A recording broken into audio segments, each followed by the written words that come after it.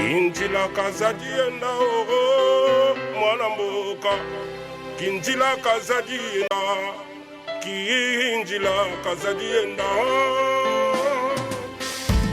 Tanpe efo Aiwe Zinga kolasko wazinge de l'ombre Kaba veneno Oshito Aiwe Mkwiza tunanga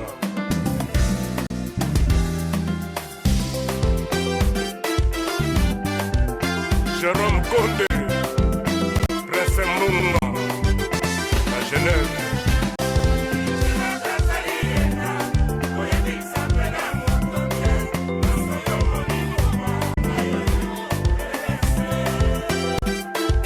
Thomas Bukamona Bukakukila Baye Bakondima Aïwe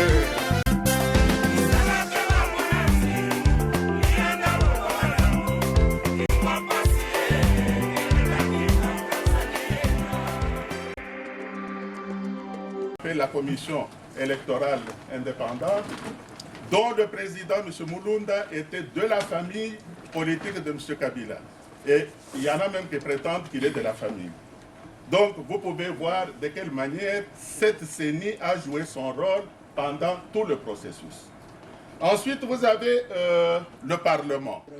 Philippe, oui. Et ensuite, j'aurais d'autres questions pour monsieur le député Laurent Louis. Et là, je reviens à ce que monsieur Alexis Moutanda avait dit, que quand il y a quelqu'un qui a volé une voiture, et quand on l'attrape, on ne peut pas proposer à négocier avec lui. Est en train de faire la navette pour convaincre les groupes africains de modérer leur soutien donc, au régime actuel. Ces dédommagements, comment les chiffrer? Est-ce que vous avez une idée de quel serait ce montant? Reconnaître le génocide par Léopold, donc au même titre des génocides qui sont internationalement reconnus. Le gouvernement, tout et tout. On nous parle de la Cour suprême, qui est, à mon avis, un tribunal fantoche, qui a été condamné déjà par le Conseil des droits de l'homme. Il y a plusieurs rapports là-dessus. Et on nous parle de cette justice-là aujourd'hui. Et puis l'Union européenne. Quelque chose, poser une question pour un peu plus de lumière. Ou comment est satisfait? Moi j'avais juste une question. Oui, allez-y. Je crois qu'il y aura une résolution sur le Congo. C'est que nous avons, je vais vous dire d'ailleurs de quelle manière très rapidement, et dans la deuxième partie de ce rapport, nous avons démontré chiffres à l'appui que c'est M. Tshisekedi qui a gagné les élections et non pas M. Kabila. Les chiffres à l'appui. Nos mémoires, avec le contenu de ce que nous avons eu à entendre, à partager, à discuter, à débattre durant l'après-midi d'hier, humblement. Liés au comportement dictatorial de leurs États respectifs. Alors, l'Union européenne, par exemple, pour ne pas dire quelques représentants du monde occidental, est très empruntée. Puisque M. Kabila et M. Mbemba se disputaient au deuxième tour, eh bien, vous savez très bien de quelle manière ça s'est terminé, parce que vous avez suivi, disons, les résultats. Ça s'est terminé sur une montagne de cadavres sur le boulevard du 30 juin. Simplement pour compléter ce qui se passe, c'est que ce n'est pas la première fois et ce ne sera certainement pas la dernière fois que le Congo est condamné. Hein, le fonctionnement du Conseil des droits de l'homme qui a pris... En tant que société civile, pris la responsabilité de nous lever, comme le peuple congolais est en train de le faire au cours de ces 2 dernières années, de façon significative, spectaculaire, pour faire entendre la voix de la raison, du bon sens, face à l'occupation, face à la collaboration, parce que certains Congolais ont jugé utile de tendre la main à l'occupant pour arrondir les fins de mois. Le président Tshisekedi était malade, était en Europe, et puis il y avait sur le terrain pratiquement le MLC avec Mbemba qui avait des problèmes de justice, eh bien, ils avaient pratiquement, pour 2011, le PPRD nous disait, bon, ce que nous venons de dire, donc c'est-à-dire les résultats qu'ils venaient de donner, peut-être ça ne pourrait pas, disons, on ne sait pas si ça va changer l'ordre d'arrivée. Et tous les diplomates, les ambassadeurs ont sauté là-dessus pour dire, voilà, le centre Carter a dit que ça sont un homme populaire d'un charisme exceptionnel qui drainait des masses exceptionnelles également derrière lui. Alors ces messieurs ont paniqué, ils ont dit mais ça devient très dangereux. Les élections que nous croyons faciles en 2011, ça ne va pas l'être.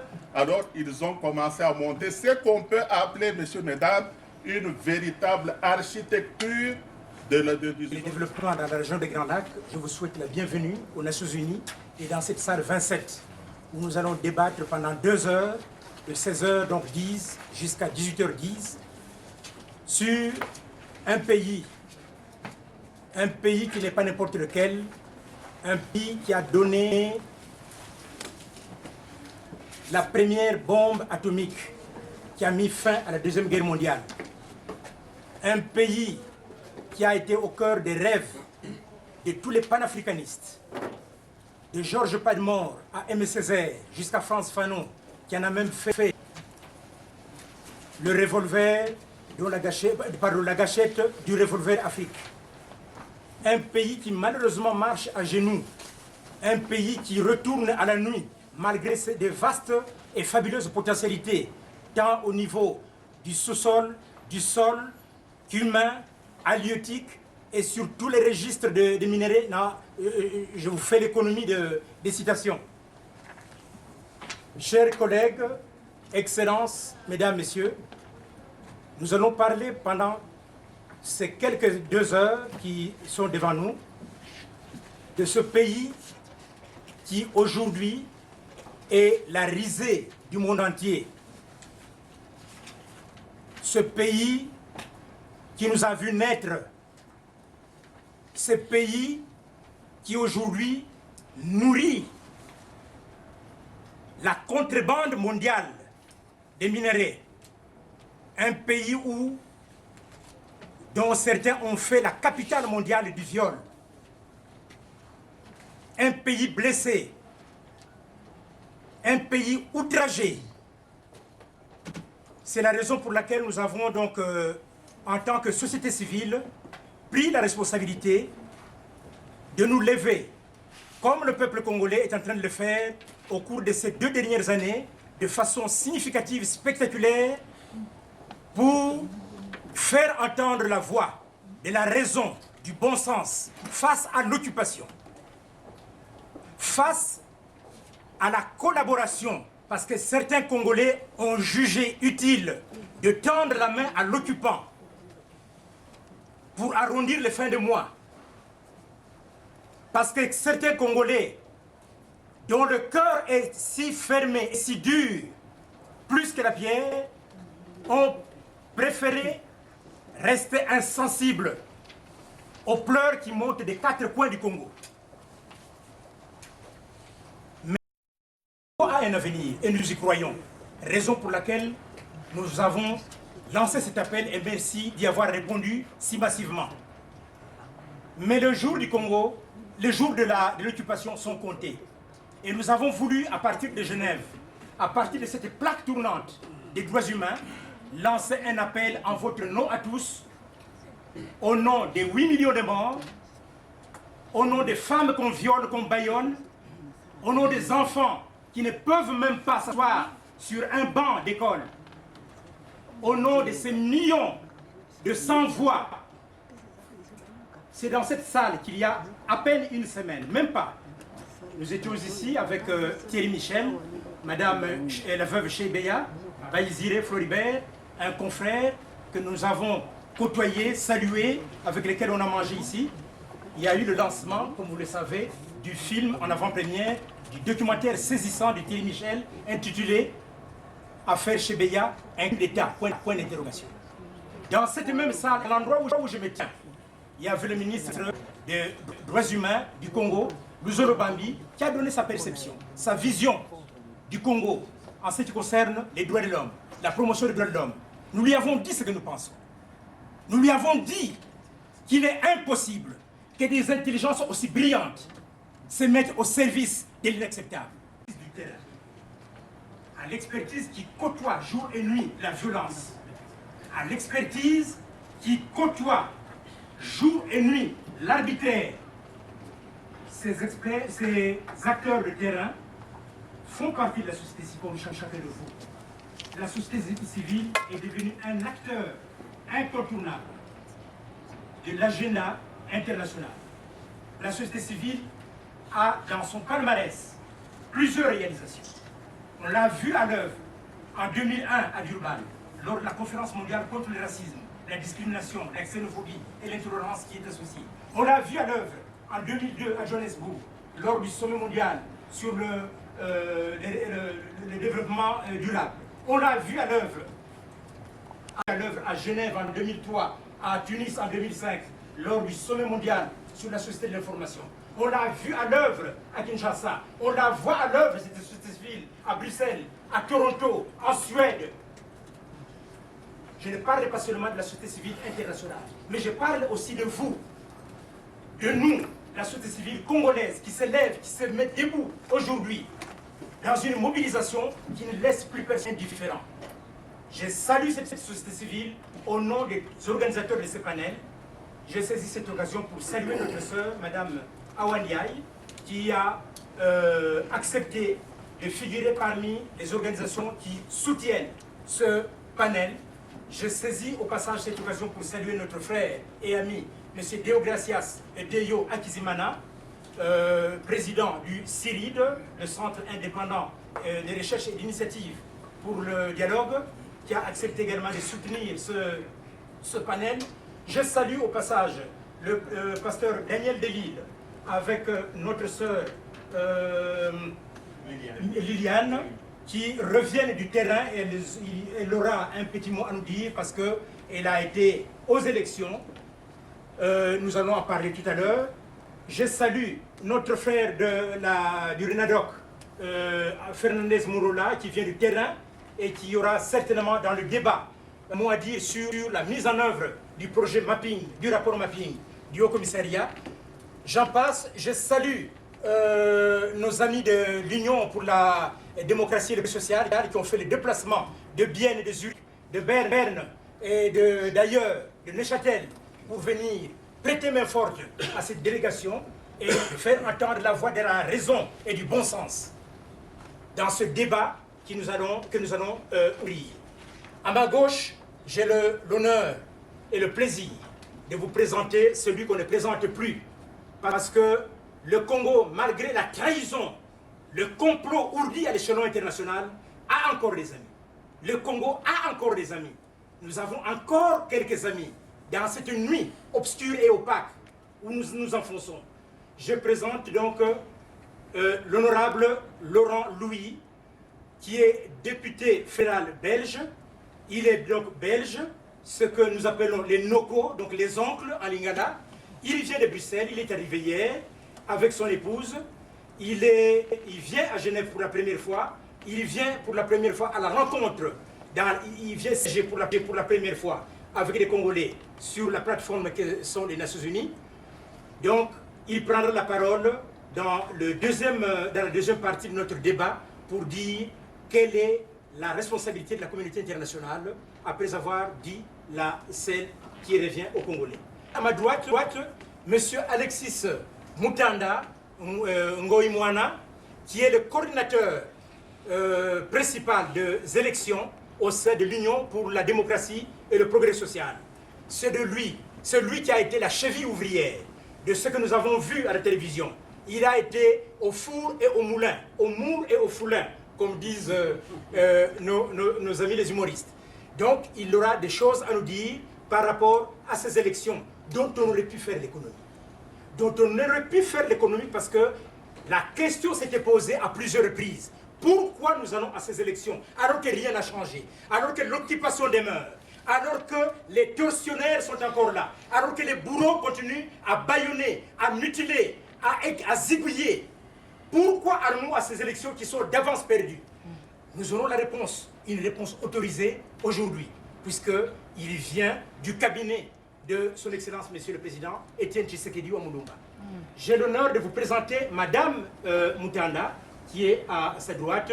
Ils ont fait les déplacements de Kinshasa à Genève. C'est vous dire combien le débat qui nous occupe en vaut la peine. Je ne sais pas si j'oublie, non, je vous présente Monsieur l'abbé, qu'on ne présente plus. Sa renommée l'a précédé, et le précédera partout où il ira, jusqu'à la fin de ses jours. Dieu nous prête vie, et touche Dieu le bois. Donc, l'abbé Jean-Pierre Mbelou est animateur, brillant animateur, analyste politique, mais animateur de quoi? Animateur du groupe Épiphanie.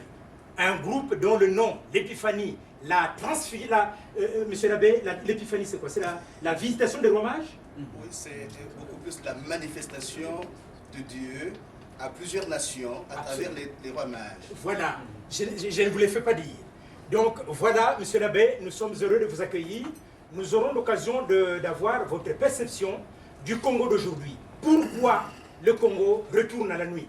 Pourquoi depuis 1996, le Congo n'arrive plus à faire entendre sa voix dans les forums internationaux, dans les débats où se discute le sort du monde, où se discute le sort des nations, où se discute le sort même du Congo. Le Congo est aux abonnés absents. Pourquoi? Pourquoi y a-t-il ces violations des droits humains? Pourquoi sommes-nous allés aux élections si c'était pour les perdre d'avance? Pourquoi? Je m'arrêterai là. Si j'oublie quelqu'un, pardonne-le-moi. Donc nous allons ouvrir le débat. Je vais d'abord accorder la parole à son Excellence, Monsieur Alexis Mutanda, qui nous donnera en quelques minutes, chaque intervenant a 10 minutes, il va nous donner la situation du terrain. Qu'est-ce qui ne va pas au Congo? Le Congo est un grand malade. De quoi le Congo est-il malade? De sa classe politique, de ses dirigeants, de ses religions, de sa société civile, du manque d'éthique de sa classe politique, de la corruptibilité de ses leaders. Quelle est la racine du mal congolais? Que faire pour sortir du guêpier dans lequel nous nous sommes mis? Que faire pour que l'inacceptable qui nous talonne depuis tant d'années prenne fin, recule et prenne fin? Que faire pour mettre fin à la nuit afin que le jour se lève aussi pour le peuple congolais? Excellence, vous avez la parole. Merci, Monsieur le Président. Je ne sais pas si c'est terminé. Merci, Monsieur le Président. Mesdames, Messieurs, notre tâche ne sera pas très facile, étant donné que nous avons tellement de choses à vous dire, mais que nous n'avons que très peu de temps. Mais je voudrais quand même, disons, résumer notre pensée en quelques 10 minutes qu'on vient de m'accorder. Bon, le Congo est malade. Vous savez que pour résoudre la maladie du Congo, nous avons toujours pensé qu'il fallait démocratiser le pays, qu'il fallait installer l'état de droit au Congo et qu'il fallait tout faire pour assurer le bien social de la population. Parce que la population congolaise qui est indépendante depuis 1960, ça fait bientôt, ça fait déjà plus de 50 ans, eh bien, le Congo, aujourd'hui, je dirais qu'il a reculé de plusieurs années plutôt que d'avancer. Nous qui avons eu l'occasion de faire le tour des 11 provinces de notre pays, nous avons touché du doigt la misère de ce peuple. La misère de ce peuple qui est assis sur des richesses, mais qui ne peut pas exploiter, qui ne peut pas profiter de ces richesses. Et tout le monde a pensé, y compris la communauté internationale, qu'il fallait la démocratie au Congo, pour qu'on puisse jouir de l'état de droit et afin qu'on puisse partager les richesses et les partager à la société et à la population. C'est ainsi que, messieurs, l'Union pour la démocratie et le progrès social, mon parti, depuis déjà 30 ans, était sur le terrain pour pouvoir préparer cette population à faire aller aux élections. En 2006, on n'y est pas allé. Je ne veux pas revenir sur les raisons pour lesquelles on ne l'a pas fait, mais on s'est préparé pour qu'en 2011, nous puissions aller aux élections afin de démocratiser ce pays, c'est-à-dire apporter l'alternance. Vous avez bien travaillé, vous avez gagné, vous continuez. Vous avez mal travaillé, vous avez échoué, cédez la place à une autre équipe. Voilà la démocratisation du pays. L'état de droit, vous le savez, c'est la justice pour tout le monde. Eh bien, je peux vous assurer que le 28 novembre, le peuple congolais a répondu très nombreux aux élections du 28 novembre 2011. Du nord au sud, de l'est à l'ouest, eh bien, tous les Congolais sont allés aux urnes et ils ont manifesté leur volonté. Alors quelle n'a pas été sa surprise le jour de la publication des résultats, d'entendre la CENI déclarer tout à fait le contraire de ce que le peuple congolais attendait. Dans les résultats provisoires, il donnait à M. Kabila 49%, quelque chose, et à M. Tshisekedi qui était le gagnant, et plus presque 27%. Et nous avons écouté, évidemment, des observateurs. Il y avait le Centre Carter, l'Union européenne, il y avait l'Église catholique, il y avait l'Observance nationale, la Voix des Sans-Voix, et nos propres témoins, et tout, et tout. Et alors nous avons entendu des échos qui prétendaient que, par exemple, du côté américain, le Sénat, qui hésitait, qui disait, mais probablement que ces résultats proviennent, mettons, plutôt de manque d'expérience ou de manque d'organisation. Et il faut voir si c'était vraiment, disons, par la volonté délibérée qu'on est arrivé à ces résultats, qui ont d'ailleurs été confirmés par un arrêt de la Cour suprême de justice. Lequel arrêt de la Cour suprême de justice jusqu'à ce jour? Parce que c'est depuis le 16 décembre, messieurs, mesdames, que cette Cour a émis son arrêt. Eh bien, cet arrêt, vous le trouverez nulle part. Il n'a jamais été publié, il n'a jamais été promulgué, et on ne sait même pas de quelle manière cet arrêt a été formulé. Et alors, il y avait également une phrase dans le rapport du Centre. Et il disait, bon, ce que nous venons de dire, donc c'est-à-dire les résultats qu'il venait de donner, peut-être ça ne pourrait pas, disons, on ne sait pas si ça va changer l'ordre d'arrivée. Et tous les diplomates, les ambassadeurs ont sauté là-dessus pour dire, voilà, le Centre Carter a dit que ça ne va pas changer du Congo de faire un rapport. Un rapport qui est articulé en deux parties, messieurs, mesdames. La première partie, nous voulons démontrer que la fraude que vous avez, les irrégularités dont vous avez entendu parler, la fraude dont on parle, eh bien, c'est une fraude qui a été préparée. Nous l'avons démontré, c'est que nous avons, je vais vous dire d'ailleurs de quelle manière très très rapidement, et dans la deuxième partie de ce rapport, nous avons démontré, chiffres à l'appui, que c'est M. Tshisekedi qui a gagné les élections et non pas M. Kabila. Les chiffres à l'appui, s'il vous plaît. Alors, dans la première partie, nous voulons vous démontrer que la fraude a été préméditée. Préméditée de quelle manière? Regardez un peu en 2006, au deuxième tour, lorsque M. Kabila et M. Mbemba se disputaient au deuxième tour, eh bien, vous savez très bien de quelle manière ça s'est terminé, parce que vous avez suivi, disons, les résultats. Ça s'est terminé sur une montagne de cadavres sur le boulevard du 30 juin. Pourquoi? Parce que Mbemba contestait déjà en 2006 les résultats des élections. Et alors, comme les deux étaient armés, ils se sont battus et M. Kabila a prêté serment sur une montagne de cadavres. Et ça, vous l'avez suivi. À partir de ce moment-là, qu'est-ce qu'il y avait comme opposition sur le terrain? Pas grand-chose. Vous vous rappelez qu'à cette époque, le président Tshisekedi était malade, était en Europe. Et puis, il y avait sur le terrain pratiquement le MLC avec Mbemba qui avait des problèmes de justice. Eh bien, ils avaient pratiquement, pour 2011, le PPRD ne voyait pas qui pouvait s'opposer et ils étaient tranquilles. Jusqu'au moment où, évidemment, M. Tshisekedi, qu'on croyait mort, revient au pays au mois de décembre 2010, évidemment étincelant de santé, et avec une population très nombreuse qui était venue l'accueillir. Et quelques temps après, le 24 avril, il se trouve au stade Tata Raphaël avec pratiquement toute la ville de Kinshasa qui s'était déplacée. Et puis quelques temps après, avec sa tournée au Katanga, c'était encore, si vous voulez, disons, un homme populaire d'un charisme exceptionnel qui drainait des masses exceptionnelles également derrière lui. Alors ces messieurs ont paniqué, ils ont dit mais ça devient très dangereux, les élections que nous croyons faciles en 2011, ça ne va pas l'être. Alors ils ont commencé à monter ce qu'on peut appeler, messieurs, mesdames, une véritable architecture de fraude. Qu'est-ce qu'ils ont fait? D'abord monter une commission électorale indépendante qui n'a d'indépendant que de nom, constituée uniquement de 7 membres du bureau, tous les 7 des membres des partis politiques, et 4 de la majorité présidentielle et 3 de l'opposition. Mais ils ont exclu la société civile.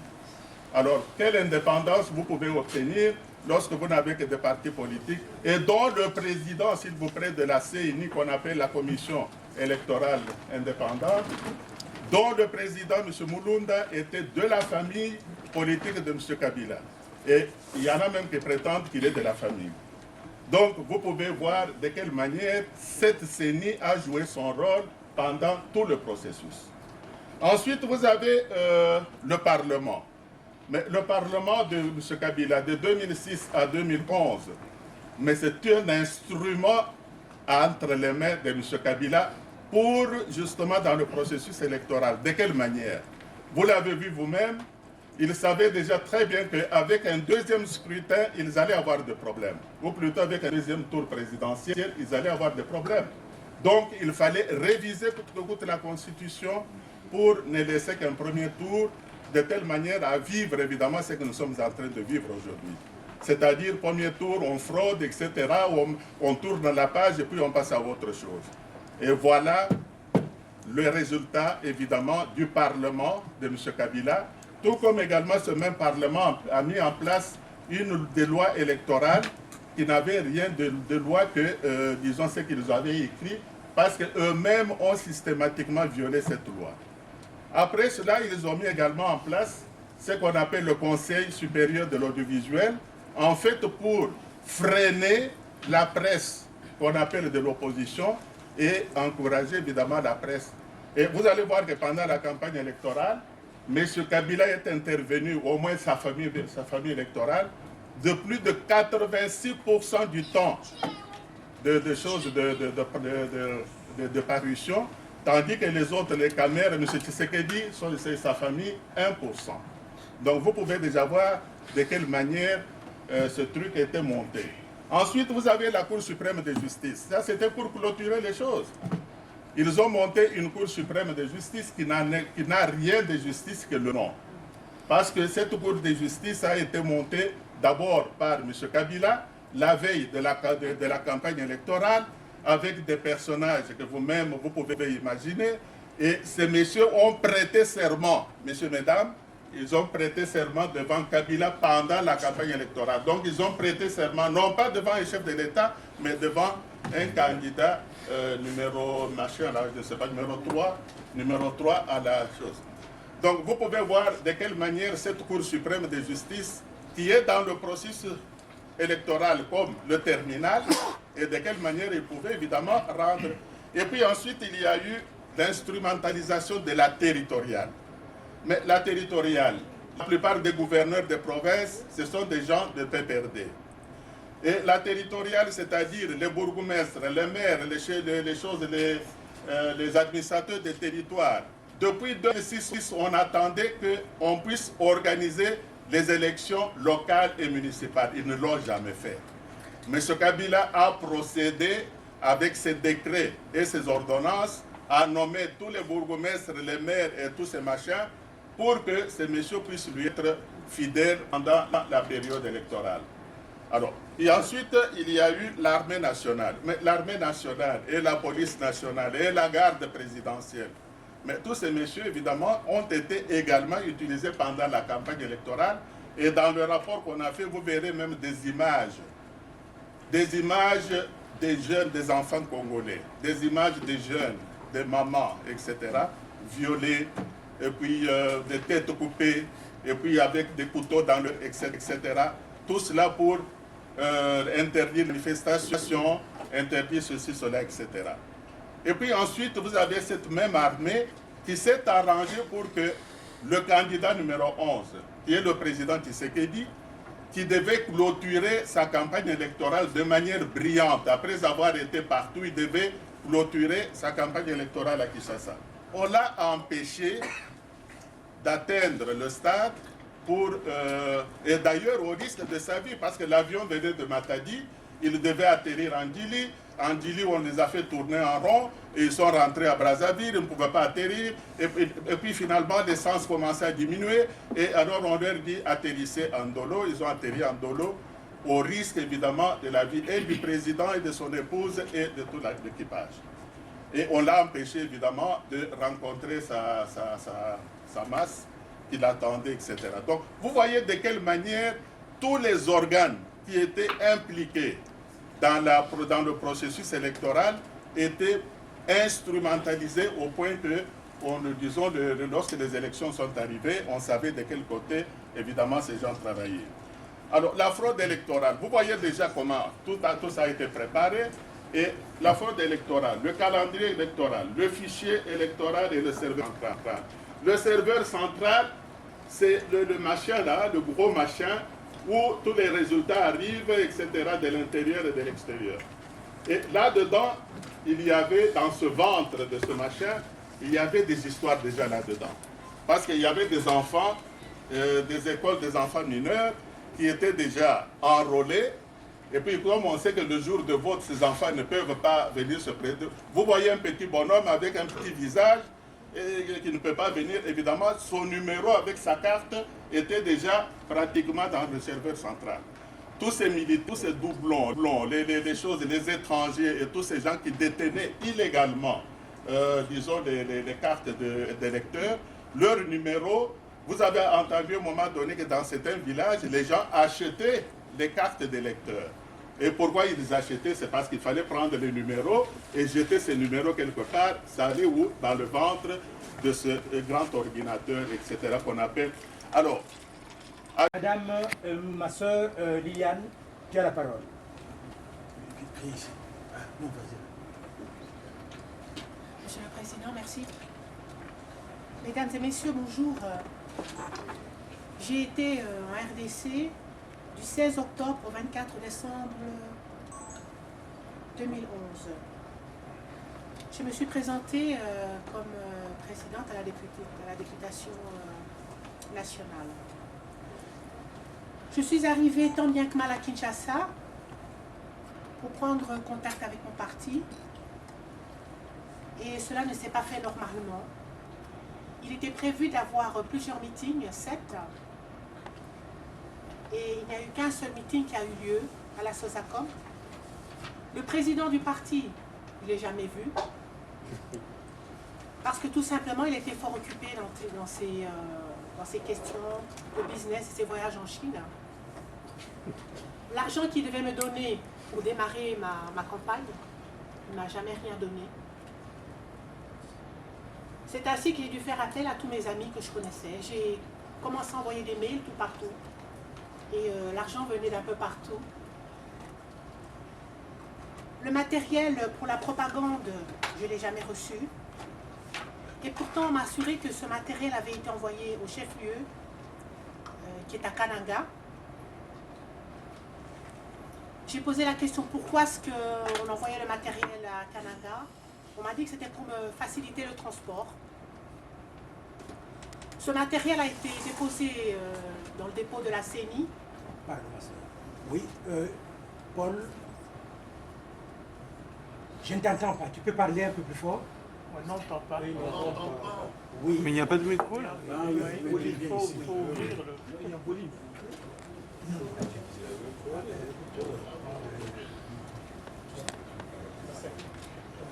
Voilà, chers amis, excusez-moi d'avoir parlé.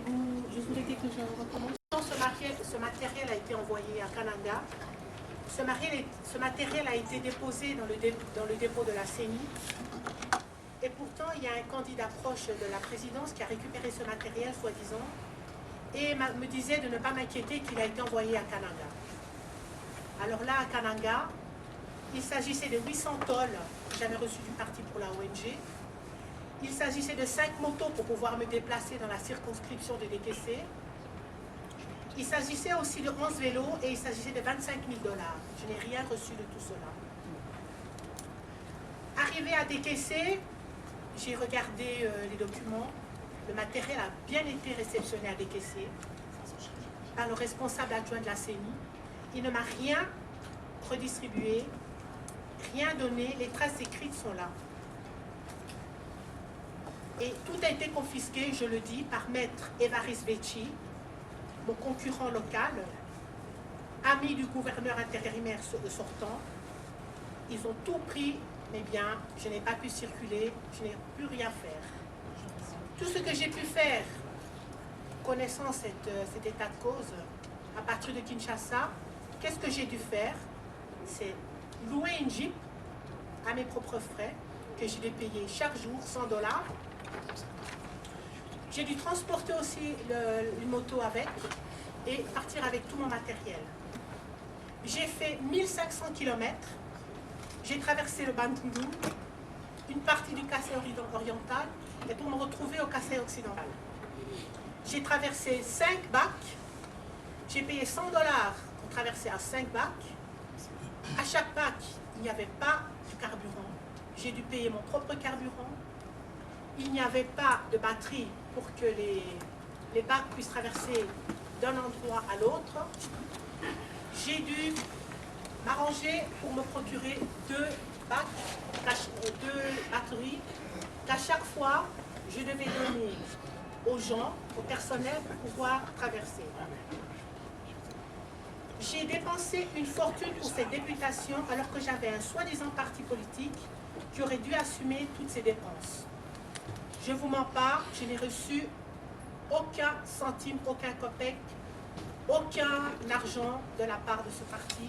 Tout a été utilisé, tout a été utilisé, tout a été aidé, c'est-à-dire que tout l'argent est sorti de la part de mes amis, ceux qui croyaient en moi et ceux qui connaissaient et qui savaient pourquoi j'étais partie, pour pouvoir m'imprégner, continuer à m'imprégner de cette population qui m'a vu naître.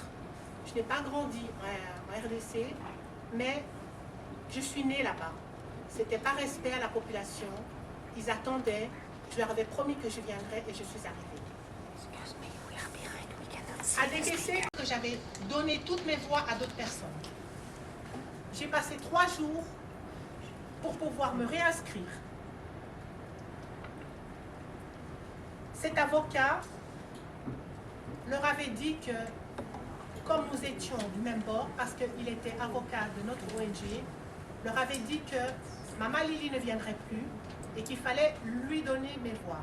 Donc, les élections n'avaient pas encore été faites, que toutes mes voix étaient déjà parties.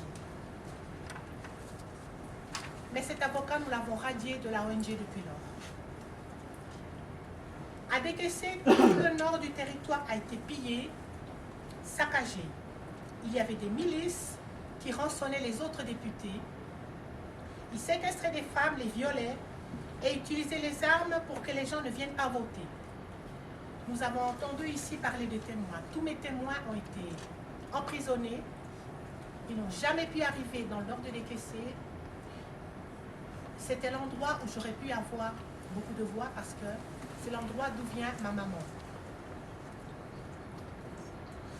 Nous sommes 8 députés qui avons porté plainte à la Cour suprême. Nous attendons les suites. Avons contesté les résultats intermédiaires. Mon sentiment est le trauma. Mon sentiment est la déception. Je suis déçue de toute cette manipulation. On nous parle en tant que personne de la diaspora d'aller, mais dans des circonstances pareilles, comment faire? Comment continuer à lutter? Comment donner envie aux gens d'aller sur le terrain? Je sais que la population de DKC aurait voulu avoir une femme. car j'étais la seule dans tout ce grand territoire. Tout simplement pour vous dire qu'à Décaissé, il n'y a rien qui a changé depuis 1960. Le lit sur lequel je suis née en 1957 est toujours là et les femmes continuent à accoucher sur ce même lit. Mesdames et messieurs, je vous remercie. Merci beaucoup Liliane, merci pour cette expérience de première main faite au contact des réalités du terrain congolais. Nous allons boucler notre horizon avec une voix forte. Une voix forte que vous avez entendue, que nous avons tous entendue autour des élections congolaises, c'est celle de M. Laurent Louis, député fédéral belge, qui connaît très bien la problématique congolaise. Il a été pendant 12 ans membre du mouvement réformateur, avant de devenir il y a plus d'1 an président du mouvement pour la liberté et la démocratie, le MLD. Son engagement, il s'est fait signaler par son engagement ouvert en faveur de la population congolaise. Il s'est également fait connaître par sa franchise. Il est allergique à la langue de bois, comme vous pouvez le constater vous-même en revisitant certains documents audiovisuels sur le net. Je ne vais pas en dire plus. Il est encore avec nous demain à la Maison des Associations. Pour ceux qui en auront le temps, nous sommes là de 9h à 12h30 et de 14h30 à 17h pour répondre à la question « Que faire ?» Quelle est notre responsabilité commune pour mettre fin à cette vie dérisoire que nous menons? Quand je dis nous, pas seulement de la diaspora, mais le peuple congolais. Monsieur le député, vous avez la parole. Merci beaucoup, Monsieur le Président. Tout d'abord, je tiens à vous remercier de m'avoir invité en ces bâtiments pour, il est vrai, parler sans langue de bois. Vous savez, pendant des années, le Congo fut exploité, spolié par mon pays, et ceux qui eurent le courage de s'opposer à l'impérium belge, eh bien, ils furent soit, comme ce fut le cas pour Simon Kimbangu, emprisonnés, soit ils furent assassinés comme Patrice Lumumba.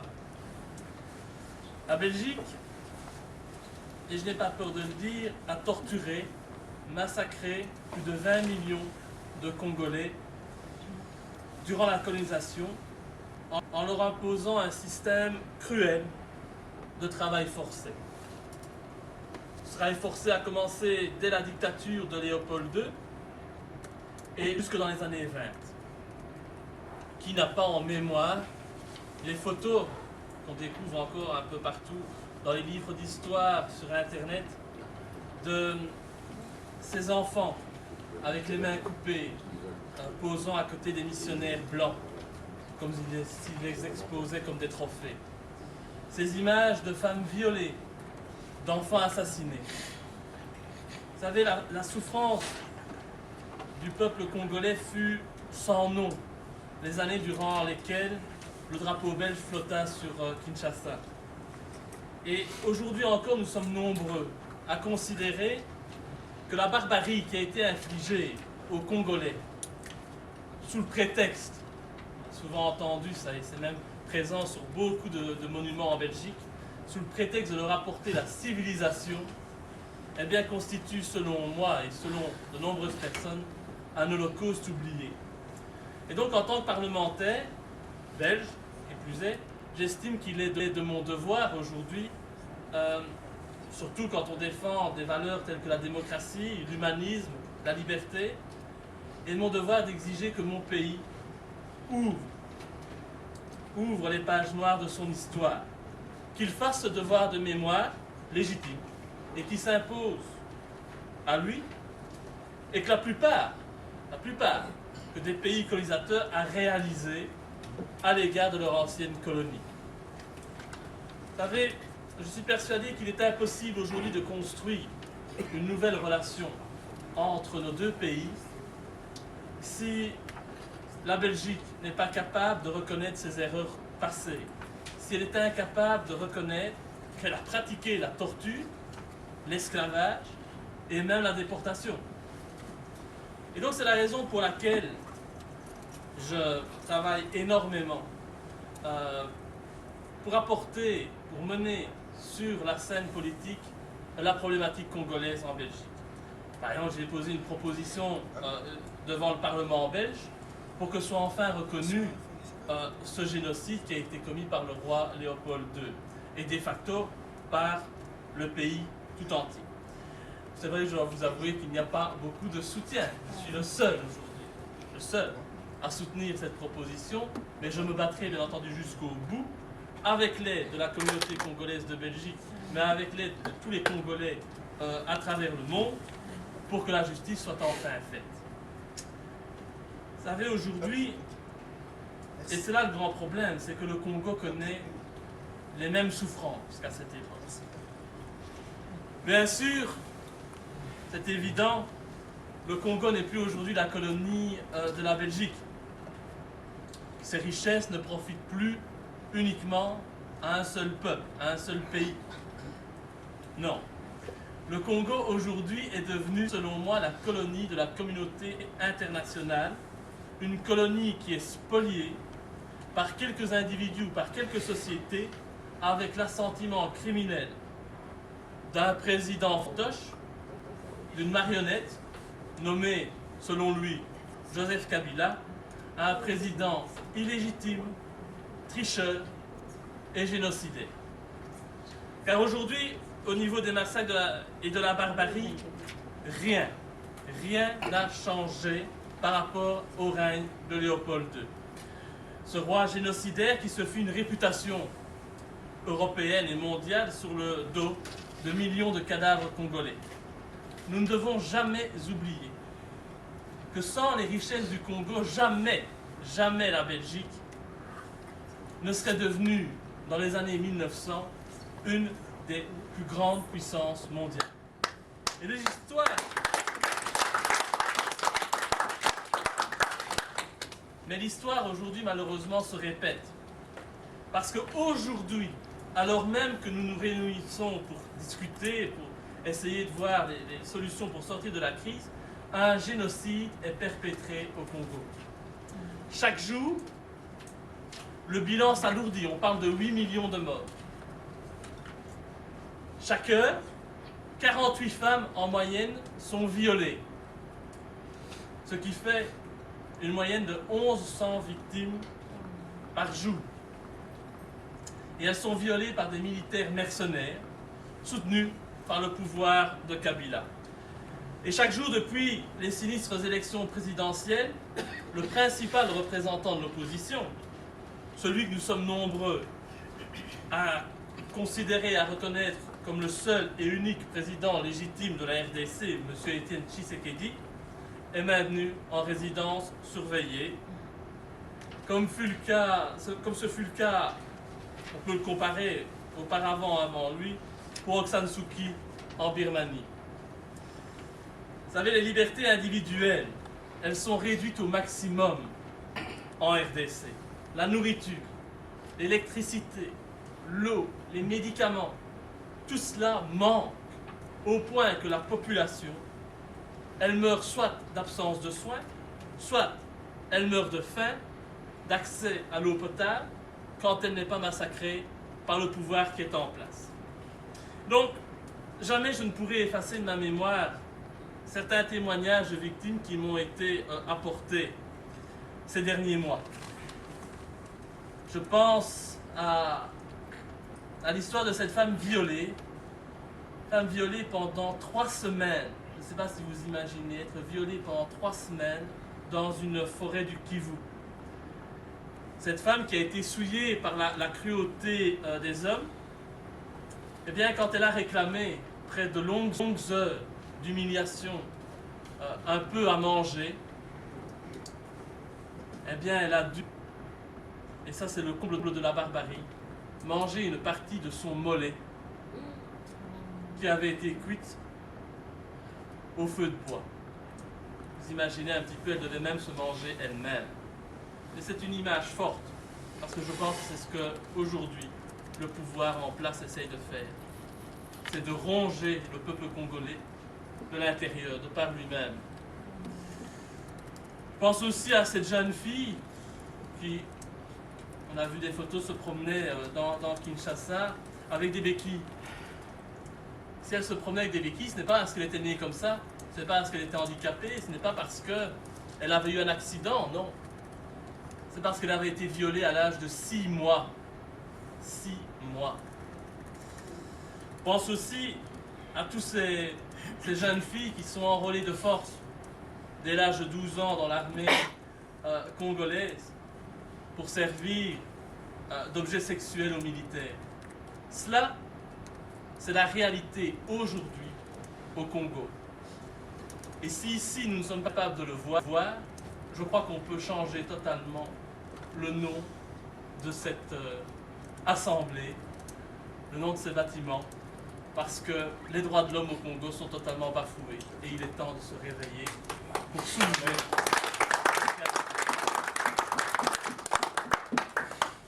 Parce que le pouvoir qui est en place, il a véritablement le visage du mal.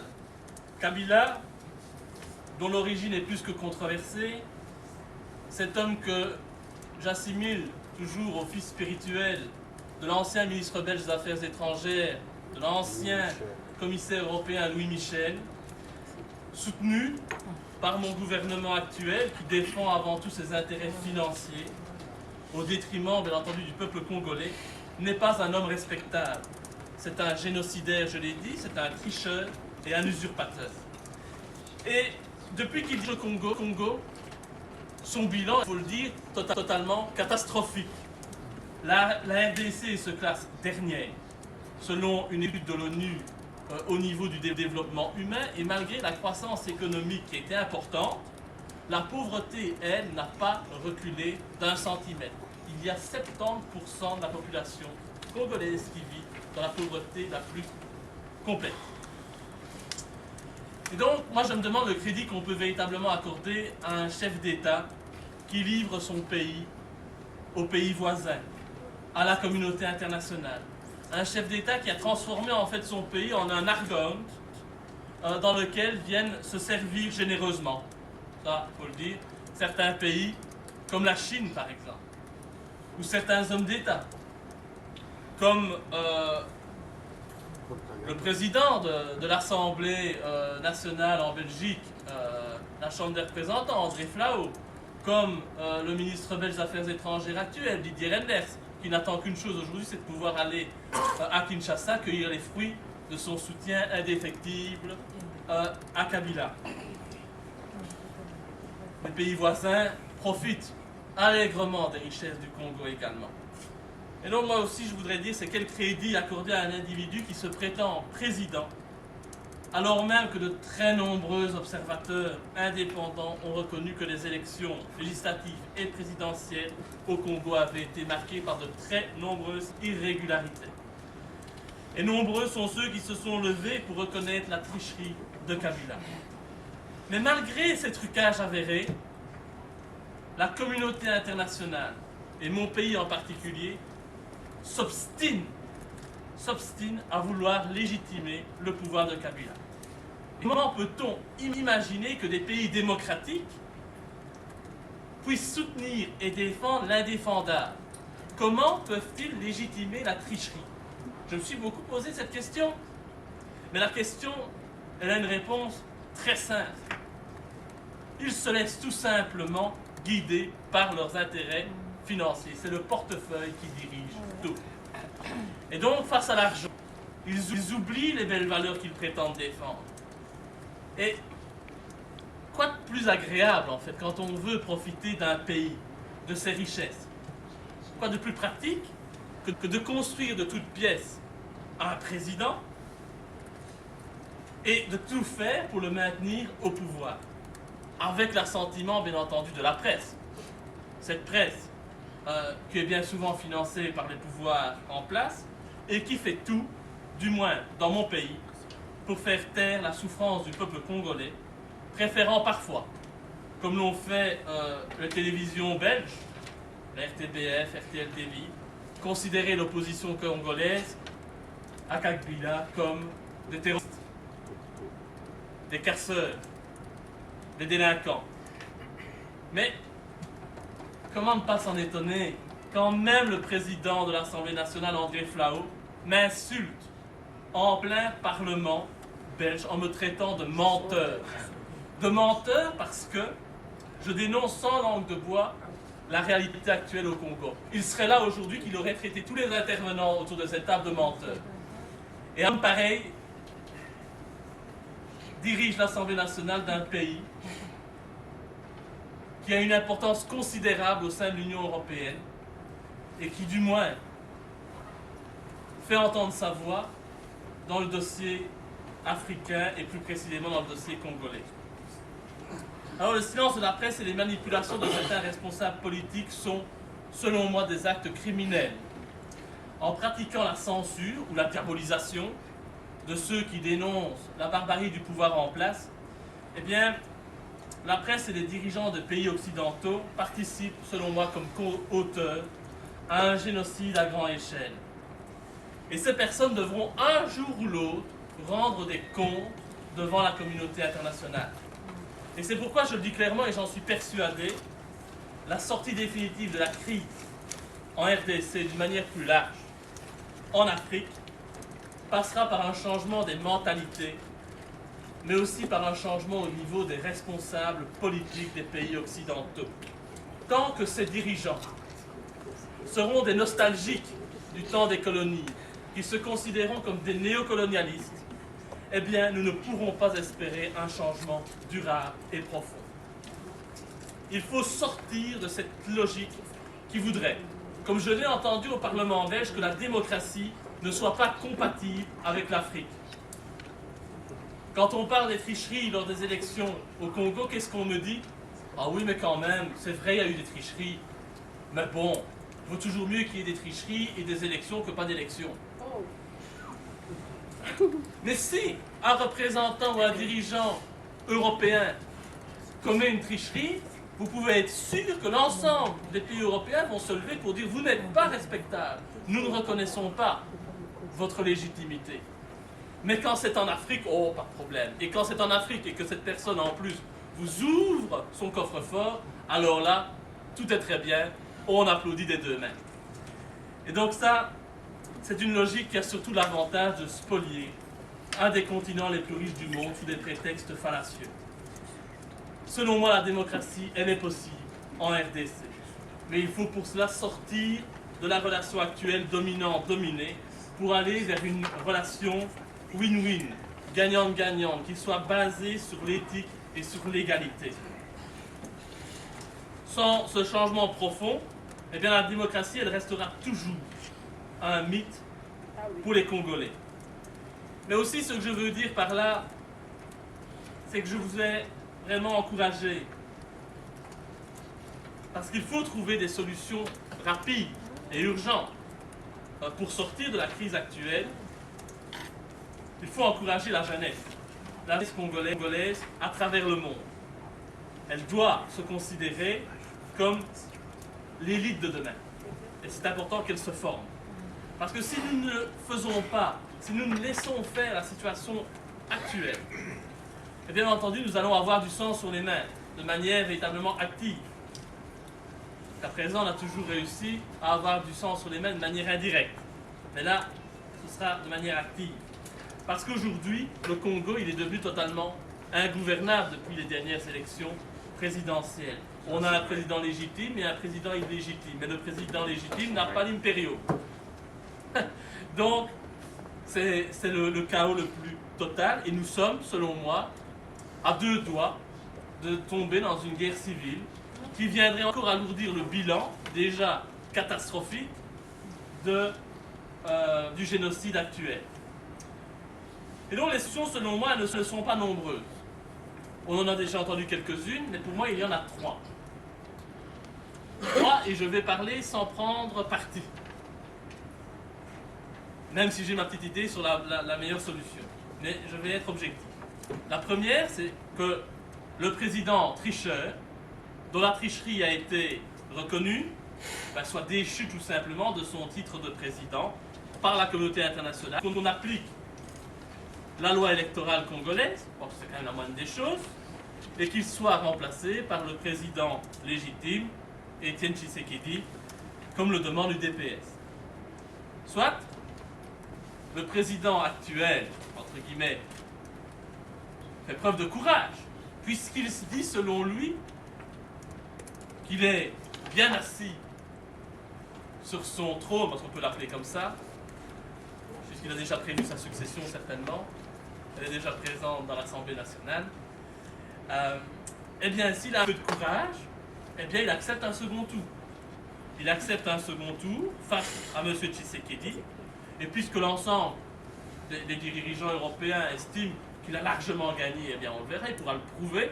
Non seulement il le prouvera, et il aura la reconnaissance et la légitimité qui sera complètement garantie.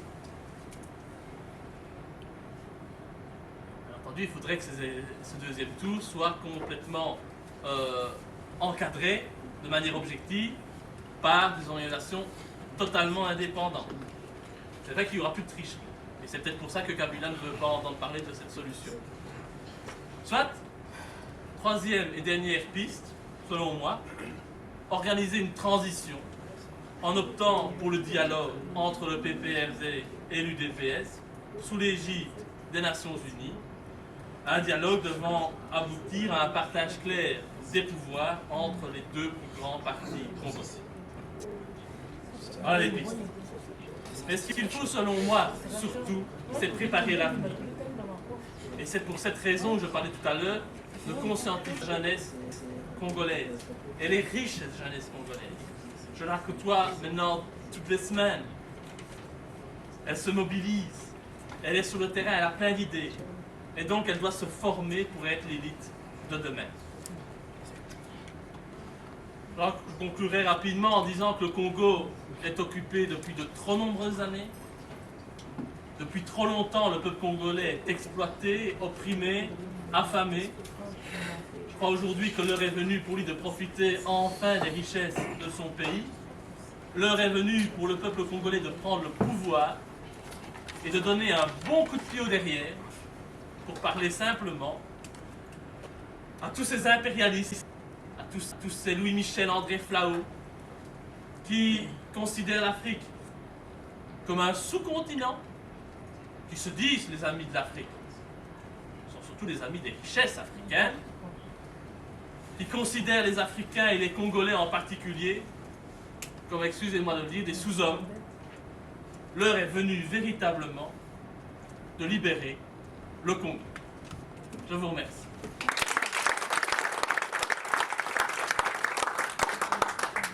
Merci infiniment, honorable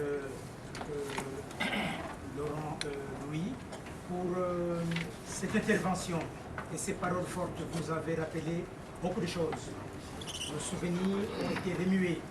Vous avez parlé des millions de morts. Vous avez parlé de ces femmes qu'on traîne dans l'inhumanité. Ces femmes dont on suit jusqu'à ce qu'il leur reste encore de sacrer l'honneur, la dignité. Manger sa propre chair. Honorable, ce qui se passe au Congo est tout simplement indicible. Le Congo est devenu l'un des hauts lieux de la souffrance absolue. Il faut y mettre un terme, par tous les moyens. À commencer par dénoncer l'inacceptable. Car comment peut-on comprendre, monsieur le député, que Laurent Koundabatoire, qui a assassiné, qui a tué, coule des jours heureux, tranquilles à quitter? Qui protège Koundabatoire? Comment se fait-il que le président de la République, Joseph Kabila, ou Kanambe, ou peu importe comment on l'appelle, était capable de dire clairement ce qui se passe dans son pays à propos de ces tueries? Pourquoi ne parle-t-il pas? Pourquoi ne peut-il pas prendre la parole pour fixer l'opinion? Qu'est-ce qui se passe? Pourquoi protège-t-il Bosco Ntaganda? Qu'est-ce qu'il y a comme contrat entre eux? C'est tout ça. Donc, avant d'accorder la parole, nous allons nous lever pour 1 minute de silence en mémoire des millions de morts du Congo.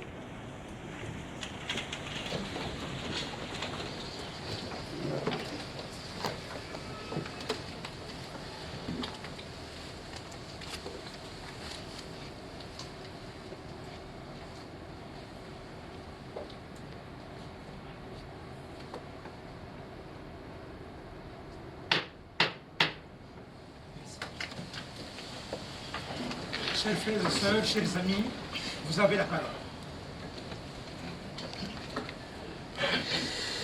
On prendra peut-être 5 premières questions et... J'ai des questions très rapides alors pour Madame Lily. Vous avez parlé donc que vous êtes d'un parti politique et vous avez cité un chef de ce parti. Mais je pense qu'on est plusieurs à ne pas avoir bien saisi le nom de ce parti politique pour lequel vous avez concouru à la députation nationale. Alors, d'abord, Philippe. Oui. Et ensuite, j'aurais d'autres questions pour monsieur le député Laurent Louis, la Belgique, mais plus largement de tous les pays occidentaux qui ont eu des colonies. Cela n'implique-t-il pas d'envisager des réparations financières, puisque c'est ce qui se passe en général lorsque l'on reconnaît une certaine culpabilité? Ces dédommagements, comment les chiffrer? Est-ce que vous avez une idée de quel serait ce montant? Reconnaître le génocide par Léopold, donc au même titre des génocides qui sont internationalement reconnus, c'est-à-dire la Shoah, le génocide rwandais et l'arménien maintenant en France. Est-ce que cette estimation de ce préjudice ne serait-elle pas égale, au moins égale à la fortune de la famille royale belge? Merci. Merci Philippe. Oui, deuxième question. Monsieur l'abbé. Rapidement. Et de montrer les enjeux de la situation actuelle. Ma question est simple. La crise institutionnelle est installée et j'entends qu'on regarde beaucoup la diaspora, l'extérieur, pour donner un coup de pouce, mais une action qui ne serait pas concertée parce que et au Congo et ici, nous émettons sur les mêmes vecteurs d'action, risquerait de ne pas aboutir. Alors dites-nous, vous qui venez du terrain, ce que vous envisagez de votre côté comme opposition, avec derrière Étienne Tshisekedi, comme piste de sortie face à cette crise institutionnelle. Je dis cela parce que nous avons appris que le Parlement est déjà en route. Un informateur qui peut-être sera formateur est présent et qu'il y a de tentatives diplomatiques initiées par l'Allemagne, entre autres, sur cette question-là. Pendant que j'ai encore la parole, je la garde un peu pour dire à l'abbé Jean-Pierre Mbelou la satisfaction que j'éprouve par rapport à la stratégie qu'il présente, mais en complétant simplement que l'exigence d'avoir un noyau, une intelligentsia en permanence qui soit alerte, qui conçoit, qui oriente. Il faudrait en même temps penser à jeter une centrale qui puisse se polariser, mettre en synergie tout ce qui bout ici à Bruxelles, à Londres, à Washington, où nous pensons qu'il y aurait perte de temps, d'énergie et même d'argent d'agir en dispersion. Et cela est possible. Comme ce colloque, cet échange est destiné aussi à jeter les balises pour des stratégies, j'aimerais qu'on vienne dessus pour savoir comment y parvenir. Je termine en remerciant M. Laurent de son courage. L'action menée, je lui ai dit, quand nous avons causé sur plus d'une heure, la satisfaction et en même temps la fierté que j'éprouve. Je pense que c'est un fils du Congo, peut-être pas de corps et de sang, mais la façon de regarder dans la même direction et de s'investir. Je suis séduit par la stratégie en 3 temps que vous avez présentée ici. Mais seulement, je voudrais dire, seul, parce que j'ai vu ce que vous menez comme lutte, la résistance, elle est forte. Seul, peut-être que vous n'arriverez pas, mais c'est déjà une voie, nous la respectons et l'encourageons.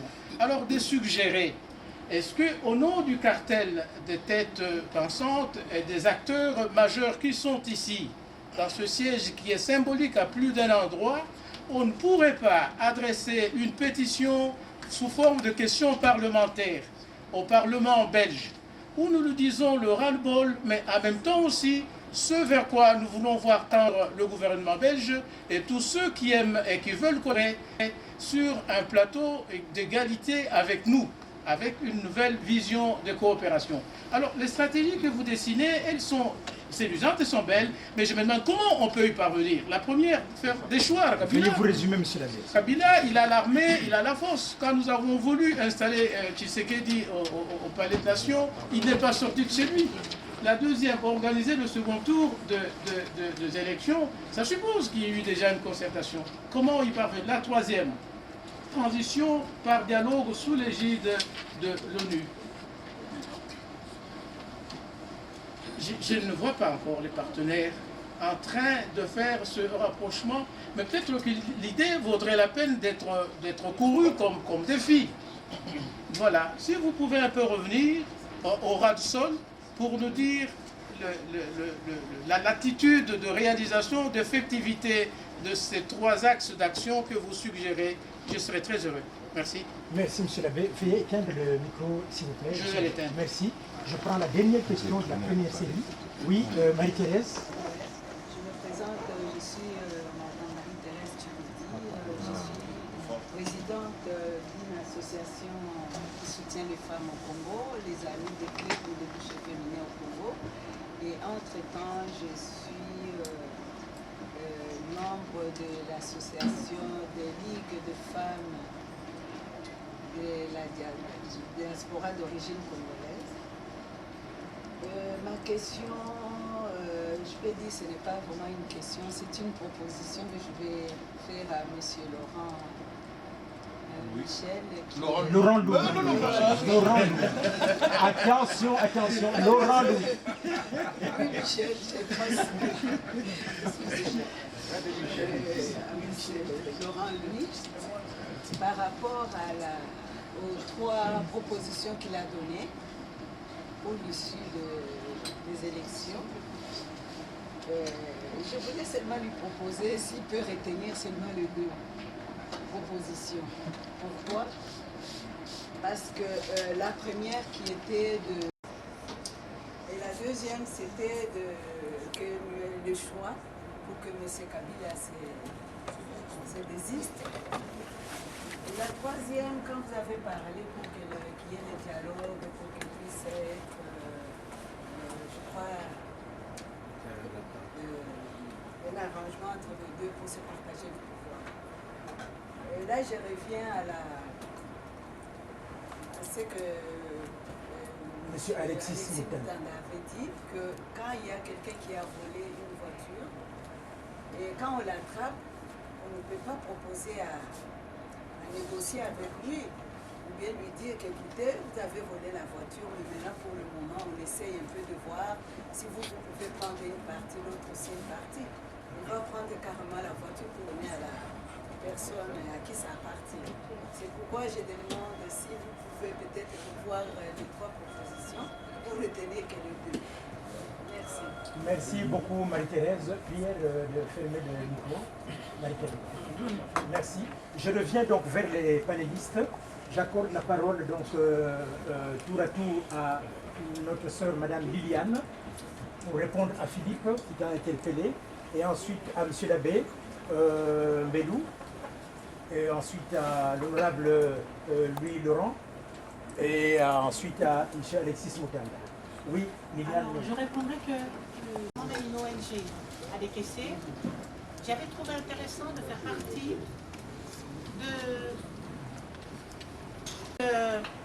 de s'imposer, mais je pense qu'il y avait tellement de cafouillage que le président a eu peur, je crois. Le président de ce parti a eu peur.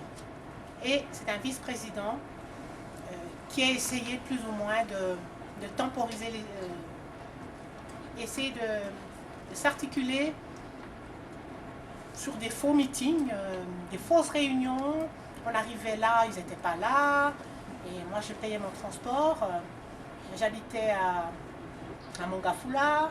J'arrivais à la Sozacom. Je faisais des allers-retours. J'ai dépensé un argent fou pour le transport. Et j'ai jamais réussi à savoir exactement qui était le président et à le rencontrer. Liliane, veuillez prier d'abréger. On est tenu par le temps. Qui est le président? Oui. Le président. Ngaloula, un certain monsieur Ngaloula, que je n'ai jamais rencontré. C'est le parti satellitaire de Denver. Pardon? Okay. D'accord. Le parti satellitaire. Liliane, merci beaucoup pour l'éclairage. De toutes les façons, Philippe, demain, nous serons encore toute la journée à la maison des associations. Il y aura moyen d'approfondir le sujet. J'accorde la parole, merci Liliane, j'accorde la parole à M. l'abbé Jean-Pierre Mbelou pour répondre à une forte interpellation de la part de M. l'abbé Patrick Moulamba. Moulamba. Comment procéder?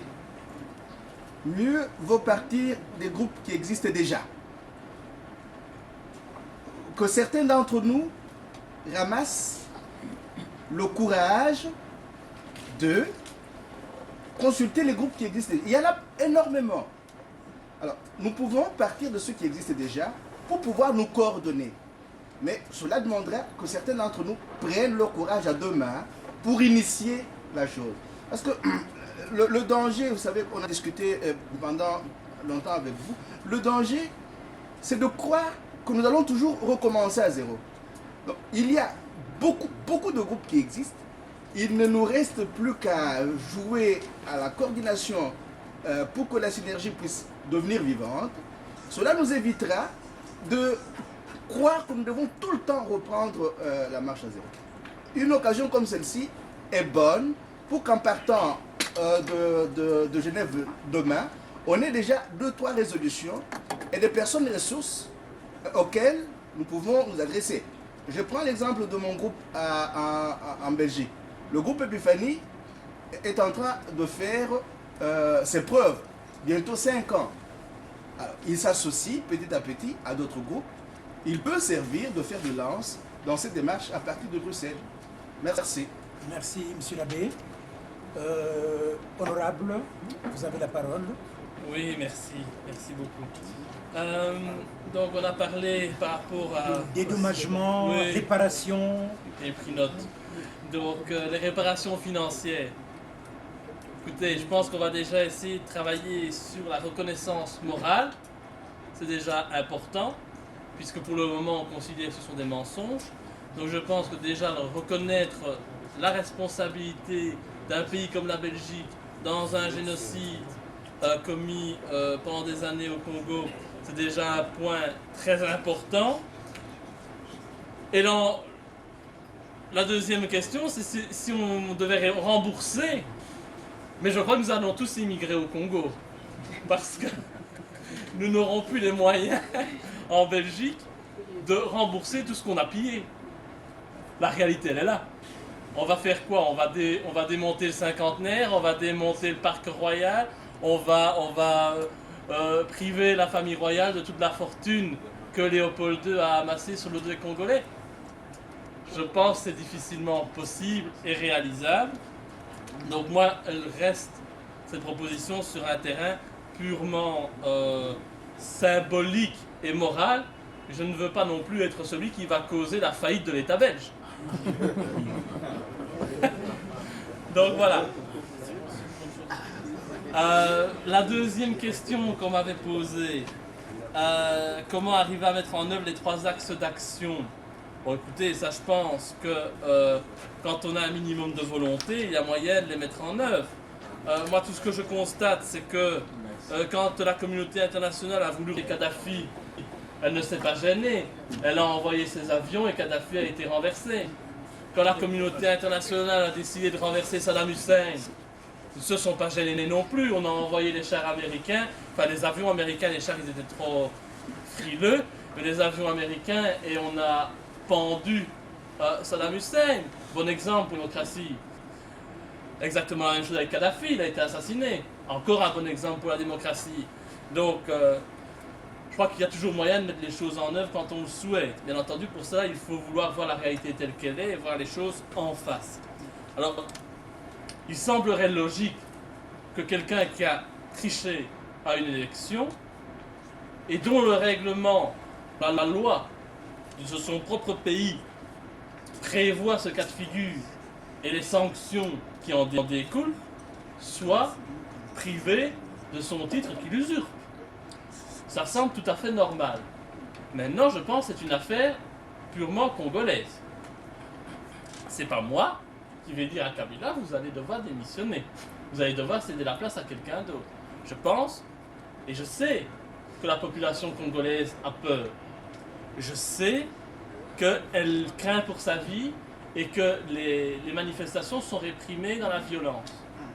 Mais tout ce que je veux dire, c'est qu'une révolution ne se fait jamais sans mal. Quand nous avons en Belgique décidé de mettre les Hollandais hors du pays, il y a eu des morts. Bien évidemment.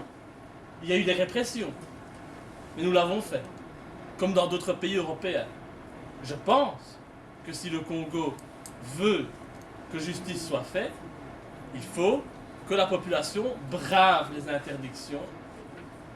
Parce que justement, si de telles manifestations sont réprimées durement, violemment dans le sang, ce sera encore une arme supplémentaire pour dire à Kabila qu'il doit s'en aller. Parce qu'aujourd'hui, c'est ce qu'on nous dit. Au Parlement belge, on me dit, bah oui, mais tu vas manifester presque toutes les semaines avec les Congolais de Belgique, mais vous êtes les seuls à manifester. Au Congo, personne ne se plaint. Mais sans vous interrompre, Pardon, cette monsieur, question pardon, précise. Pardon, monsieur. Ah, il est sévère, hein? Donc, personne, on me dit que personne ne se plaint. Je sais que ce n'est pas la réalité, mais peut-être qu'elle n'est pas assez visible. Et que le fait que les gens ont peur, et je sais qu'ils ont peur, puisqu'on me téléphone presque toutes les semaines du Congo pour me dire « nous avons peur, nous souffrons, nous sommes menacés si nous manifestons », je le comprends, mais que faire si on ne fait rien? Si on ne fait rien, c'est maintenir le statu quo, c'est maintenir le chaos. Donc il faudra à un moment donné bouger, c'est inévitable. On a parlé à la dernière question de savoir s'il fallait négocier avec un tricheur. Non, mais enfin nous sommes dans les murs des Nations Unies. On doit prôner le dialogue. Et si la population, je dis bien si la population ne se révolte pas, ce n'est pas à moi à dire qu'il faut prendre les armes et renverser le pouvoir par la force, je ne le dirai jamais. Le peuple est souverain, il fait ce qu'il veut. Mais si ce peuple ne fait rien, je ne vois pas comment on va attendre les prochaines élections dans la situation qui existe aujourd'hui. L'UDPS est partagée, va-t-on siéger, ne va-t-on pas siéger? Mais en attendant, le Congo il doit être dirigé. Il va bien être dirigé par quelqu'un. Il ne va pas attendre que la Chine vienne se servir de toutes les richesses et que la population continue à mourir de faim. Il faut bien une solution pour sortir de la situation actuelle. Il n'y a pas 36 000 solutions, je vous l'ai dit. Mais une de ces solutions, c'est le dialogue. Maintenant, on le suit ou on ne le suit pas, c'est pas à moi de le dire. Je ne suis pas là pour négocier. Mais c'est une piste. C'est une piste, je pense, qui doit être vérifiée. Parce que, je le dis, si la population ne veut pas se révolter, et que l'UDPS reste dans la situation actuelle qui est très difficile pour l'UDPS. Siéger, ça veut dire reconnaître la situation, reconnaître le pouvoir. Ne pas siéger, c'est se mettre en difficulté, parce que dans quelques années, ils n'auront de place nulle part. Donc la campagne électorale sera aussi difficile. Donc, c'est un dilemme dans lequel il faut sortir, et peut-être que la discussion, la négociation, peut être une solution à la sortie de la crise, mais ça, c'est à vous-même à le décider, je dirais. Merci infiniment, honorable. Monsieur Alexis Moutamba, vous avez encore à répondre à une interpellation. Je crois qu'il y a deux questions. Et ensuite, nous accorderons la parole à notre sœur, Madame Awandiaï, qui, je crois, sur la question des réparations. Oui, Excellence, vous avez la parole. Oui, merci bien. Je m'excuse. Je ne sais pas si j'ai très bien compris, disons, les deux questions. Pour ne pas répondre dans l'air, je souhaiterais que vous me précisiez bien, disons, les points sur lesquels vous voulez avoir des éclaircissements. Vous reformulez. Je peux reparler. Écoutez, c'est une même question qui avait peut-être deux pans. Je dis, quelle est la stratégie de sortie de crise que, à la base, à Kinshasa, vous avez préconisée? Parce qu'il y a déjà le Parlement qui commence à travailler, il y a un informateur qui a été nommé, et il y a des tentatives diplomatiques initiées par l'Allemagne et d'autres chancelleries. Vous, qu'est-ce que vous avez pressenti et mis en route comme piste de sortie de crise pour que, de ce côté-ci, en diaspora, nous puissions agir en synergie?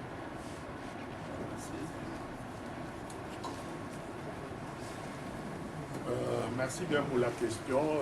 Ce n'est pas une question très facile à répondre. Je ne voudrais pas ici, évidemment, donner mon point de vue personnel parce que je fais partie de ce genre parti. Et j'aurais souhaité évidemment que le parti qui est en train d'ailleurs d'examiner toutes ces pistes de solutions puisse, disons, prendre une position officielle. Vous avez entendu tout à l'heure, même si tous les observateurs de la situation disent que ce n'est pas une chose très simple. Pourquoi? Parce que, premièrement, il y a des situations où nous avons évidemment une quarantaine, disons, des élus, hein, des personnes qui ont été élues à la dernière, disons, aux dernières élections législatives. Vous savez aussi très bien comment se sont passées ces élections législatives. Je crois que le Centre Carter, encore une fois, a examiné la question et a donné ses observations. Vous savez que, disons, ce Parlement dont vous parlez est truffé, hein, disons, de plus je disais, de 9 dixièmes, oui, au moins 8 dixièmes, donc 4/5e, des personnes qui n'ont pas été élues et qui ont été nommées. D'une manière générale, et je crois que tous ceux qui viennent de Kinshasa le savent, eh ben, il y a beaucoup de circonscriptions électorales, ce qu'on appelle les centres de compilation, où tout simplement M. Ngoyi Mulunda, qui avait autour de lui ce qu'on appelait la commission ad hoc, il s'est mis autour de la table avec des copains et ils ont commencé à distribuer les sièges. En disant, bon, mettons, circonscription électorale de Kananga, il y a autant de sièges, eh ben, nous donnons combien à UDPS, nous donnons combien à PPRD, nous donnons combien à Kinshasa, la même chose.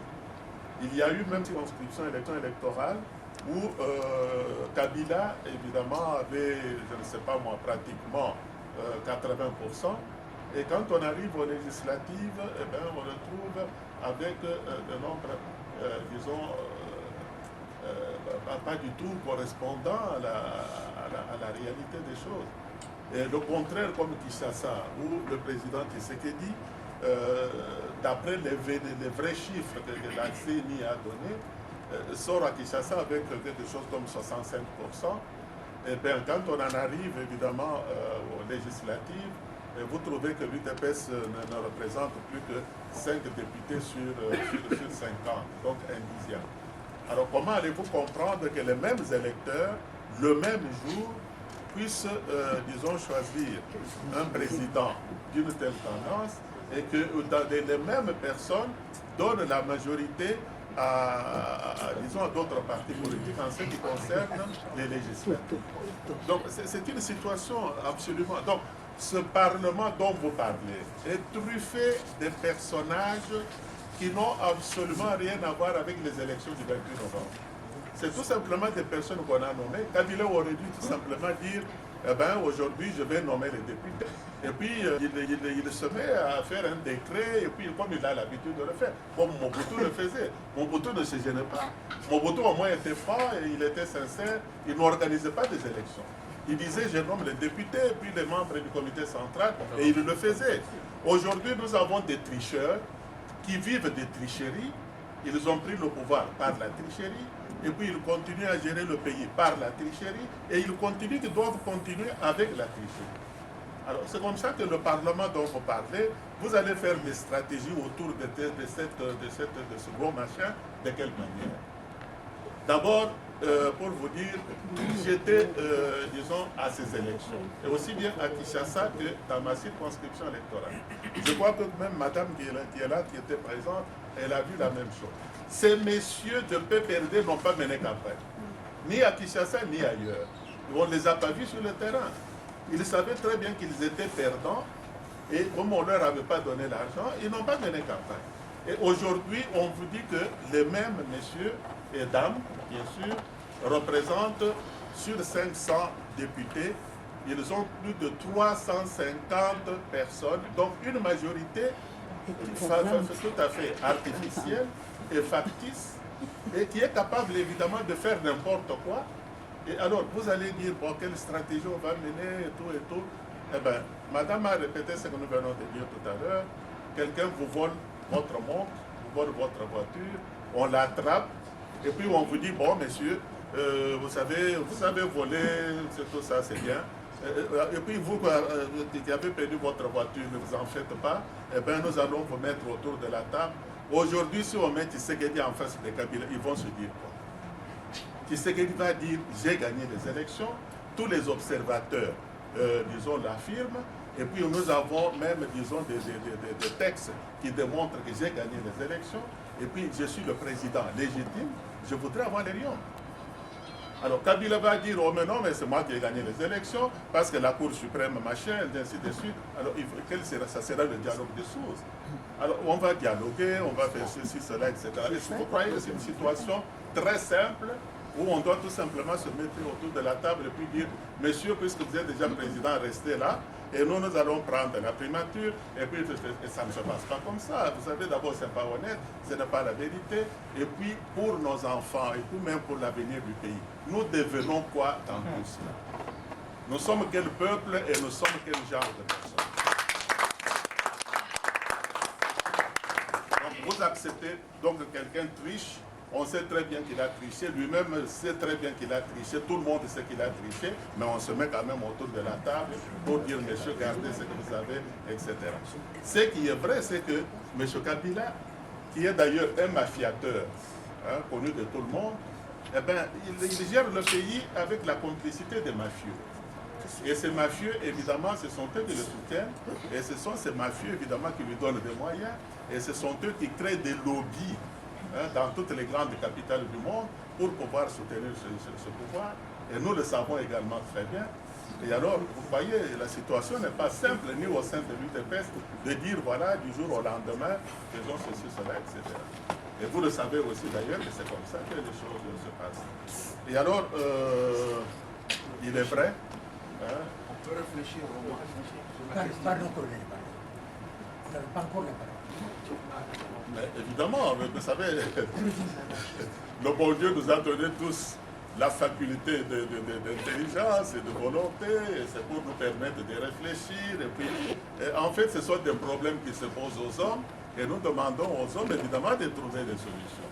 Parce que dans tous les cas, disons, le pays doit... Bientôt, ou plutôt bientôt, non. Nous sommes déjà en pleine mondialisation.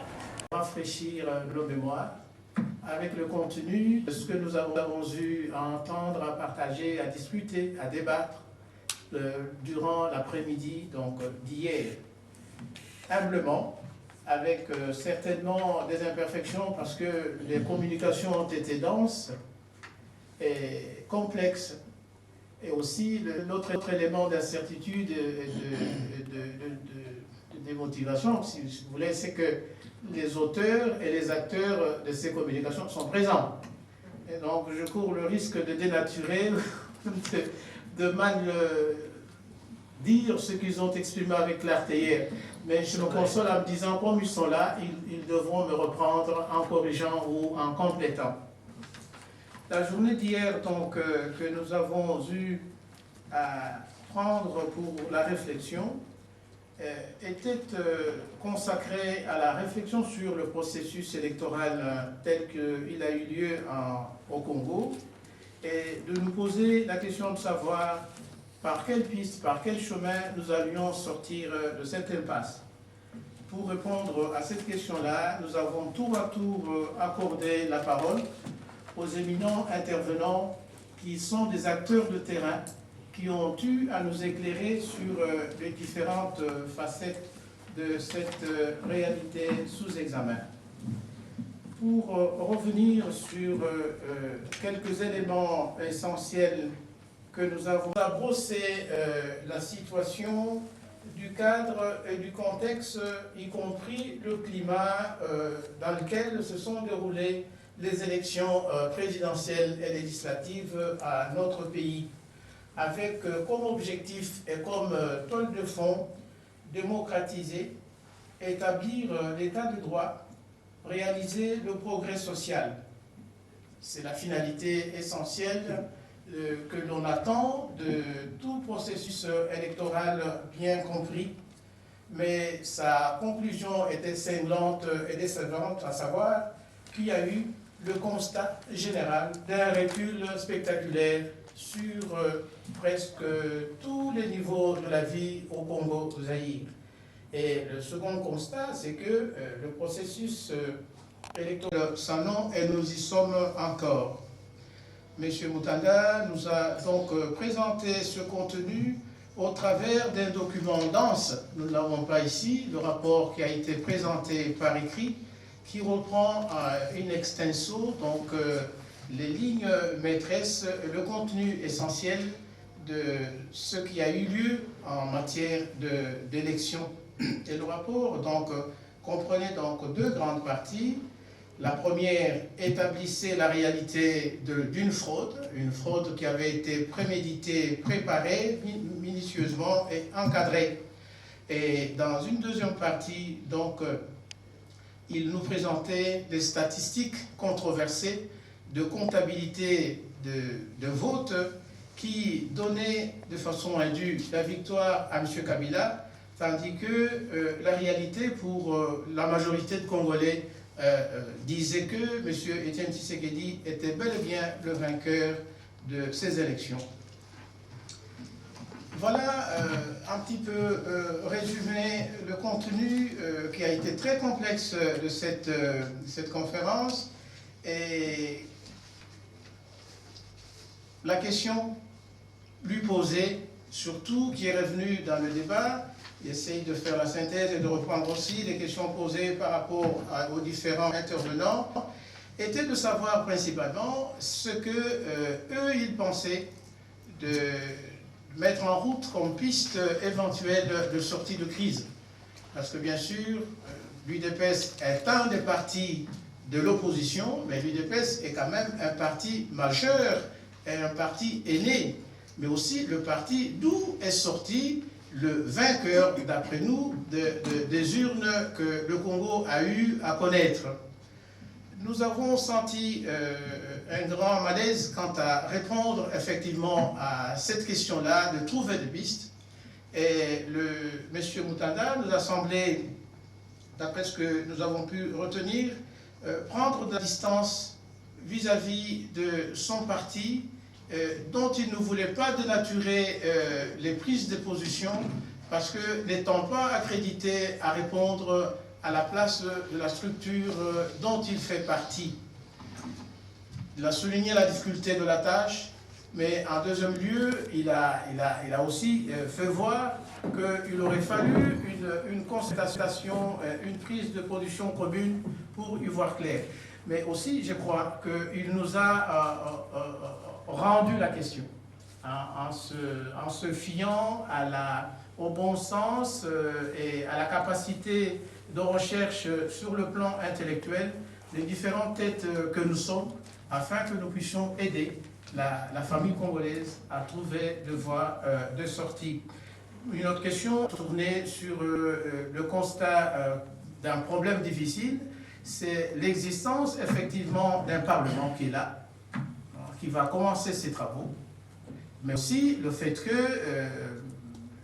l'exécutif est en train de brûler les étapes ou d'aller en avant-plan en désignant un informateur pour la formation d'un gouvernement.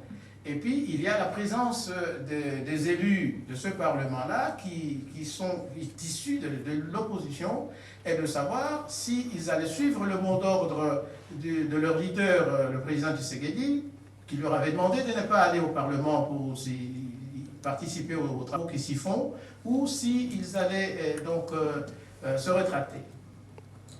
La question aussi n'a pas trouvé de réponse. Cela s'entend parce que nous sommes en débat et que les violons ne sont pas prêts à s'accorder sur le conseil et les propositions pratiques à donner à cette question. Le deuxième volet d'éclairage est venu de M.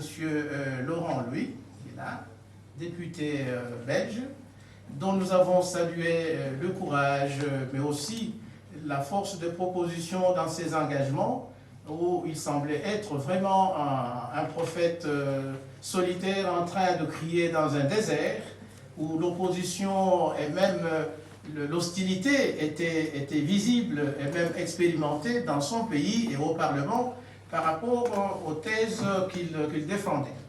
Nous avions aussi, à cette occasion-là, salué sa présence et profité de cette opportunité pour le remercier de tout ce qu'il a fait et de tout ce qu'il continue à faire en direction de la libération du peuple congolais. Et M. Laurent Louis nous a brossé un tableau en jetant un regard historique sur nos relations controversées depuis la colonisation jusqu'à ce jour, relations marquées par des temps forts où l'exploitation, l'humiliation, l'effacement de tout ce qui constituait le Congolais comme personne, comme personnalité, comme potentialité, comme richesse, ont été simplement spoliés, excusez-moi et passez-moi le terme, et volés, ce qui en quelque sorte expliquerait le progrès, la prospérité et la richesse outrageante que la Belgique exhibe aujourd'hui.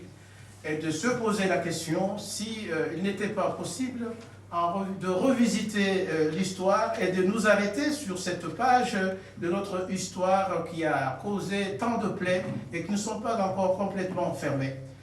Monsieur Louis Laurent a suggéré donc qu'il y ait une certaine compensation, et il est même allé plus loin en exigeant qu'il y ait reconnaissance de ce que j'ai cru avoir entendu du génocide exercé par ce régime belge à l'endroit du peuple congolais, mais qui est aussi une réparation, même au titre symbolique, sur le plan matériel. Je crois même qu'il y a eu suggestion d'une constitution d'un fonds, un fonds qui servirait donc à la préparation des cadres congolais, des jeunes immigrés, qui pourraient donc devenir des ressources humaines et de préalables indispensables pour la construction et le développement et le progrès du Congo. Alors que faire? La question essentielle qui a été posée. Monsieur Laurent Louis nous a proposé 3 pistes pour pouvoir sortir de la crise. La première, c'est de pouvoir déchoir M. Kabila. La deuxième, c'est de pouvoir organiser autant que faire se peut un second tour des présidentielles pour désigner de façon objective le vainqueur. Et la troisième proposition, c'est de pouvoir organiser un temps de transition en passant par la voie du dialogue sous les auspices de l'ONU. Plusieurs questions lui ont été posées à ces sujets-là, entre autres pour savoir comment réellement et concrètement réaliser donc, ces pistes de sortie qu'il préconisait. Je pense qu'avoir entendu, il parle avec beaucoup de délicatesse en respectant la souveraineté du peuple congolais et en lui renvoyant la balle parce que c'est lui le premier acteur qui doit pouvoir choisir, tandis que nous ne pouvons que suggérer, déblayer le terrain et montrer les virtualités ou les éventualités. Mais si nous allons en profondeur en lisant entre les lignes, je crois qu'il demande au peuple congolais de pouvoir vaincre sa peur, de se mettre debout. Nous savons que celui qui est en face de lui est armé, surarmé, qu'il tuera. Ça sera peut-être l'heureuse faute qui nous apportera le salut. Si je ne dénature pas sa pensée, je crois qu'il faudrait bien une révolution qui exercerait une violence douce, mais douce et efficace. Sur cette question-là de stratégies et pistes de sortie, d'autres questions sont venues se greffer là-dessus, mais nous pensons que cette voie qu'il suggère mérite examen, mérite que l'on puisse approfondir. Dans le développement de cette question de stratégie de sortie de voie de crise, il y a eu une question qui est venue, c'est celle de penser à la mise sur pied de ce que nous avons appelé pour les uns une centrale qui soit la cellule pensante. Cette cellule pensante se mettrait, comme quelqu'un disait, au moulin, au four, quelqu'un d'autre a ajouté en blaguant, mais en amont et en aval, comme une instance critique, une instance de surveillance, de planification et de programmation. Et sur cette question même, deux autres interventions sont venues. Jean-Pierre Mbelou, en amplifiant, est allé dans ce sens pour nous dire l'importance de la programmation, de la prévision et de la constitution d'un organe permanent de surveillance et de conception pour ne pas que nous soyons toujours en train de refaire la machine à moulin, de réinventer des choses nouvelles. Et Mme Awandiaï a enclenché là-dessus pour faire sa proposition de la constitution de ce qu'elle appelait un observatoire international pour la transition démocratique. Je crois que cette structure va au-delà de ce que nous pensons de façon spécifique pour le Congo-Zaïre et les problèmes immédiats qui sont les nôtres, mais qui ne sont pas que congolais, parce que, comme elle le soulignait, l'organisation des élections en Afrique nous donne des recettes qui sont devenues presque pareilles et qui se reproduisent. C'est-à-dire, on refait la Constitution, il y a des mécanismes de changement de tout ce qui est système législatif pour pouvoir permettre à celui qui est assis sur le siège de continuer et de perdurer. Et ainsi, nous devions nous reconnaître dans ce cliché-là et nous mobiliser sur le plan de levée de stratégie afin de combattre ce mal qui est devenu continental. Cette idée a été accueillie et nous avons pensé, sans le dire, associer Mme Ndiaye aujourd'hui à nos discussions et débats pour que cette idée dont elle pensait déjà qu'elle pouvait être transmise en proposition au Haut Commissariat des droits de l'homme, que sans plus tarder, parce que le temps, nous l'avons beaucoup perdu, que nous puissions faire une mouture de projet avec elle à 4 ou à 3. On va essayer de créer le temps, de nous serrer, afin que cet instrument soit déjà transmis à qui de droit et que nous puissions en attendre les retombées dans le sens de nos souhaits. Nous avons aussi eu à entendre l'expérience de Mme Liliane Grimm, fille de Décaissé, comme on aime l'appeler, qui a relaté son expérience de combattante, aller vers sa terre natale, porter sa candidature aux législatives et de suivre avec émotion le feuilleton de ce qu'elle a connu comme déboire, comme aventure, qui illustre un petit peu la gabégie d'un État où le système de gouvernement, qu'il y avait du matériel informatique, tout cela aura été volatilisé et qu'elle n'a pu rien retirer pour faire son travail. Plus que cela, on lui aura empêché de pouvoir aller au contact du peuple pour faire sa campagne, exprimer ses idées et donner son plan d'action. Elle ne s'est pas fatiguée à bon chemin. Nous avons vu qu'elle a acheté du matériel pour faire le passage d'une rive à une autre, acheter de batteries pour que les machines qu'elle louait puissent être fonctionnelles. Ces conditions-là traduisent un petit peu le scénario de tous les intervenants politiques qui, sur terrain, ont dû, pour faire leur travail de citoyen et servir leur peuple. Cela devient révoltant et scandaleux quand on sait que le candidat président a mis à sa disposition tous les moyens d'État pour battre campagne et arriver à l'élection de la façon que nous connaissons. Il y a eu des interventions aussi qui sont venues des uns et des autres. Comme nous sommes nombreux dans cette salle et que nous pensons que tous ces matériaux vont nous servir pour sortir aujourd'hui, à tant soit peu, les stratégies qui nous aident sur le long et le court terme à nous en sortir, eh bien, je voudrais bien que vous acceptiez mes remerciements pour m'avoir accordé ce moment d'attention. Merci.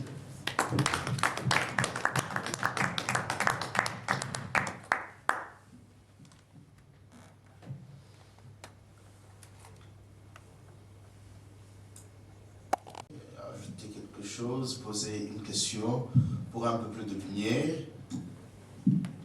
où tout le monde est satisfait. Moi, j'avais juste une question. Oui, allez-y.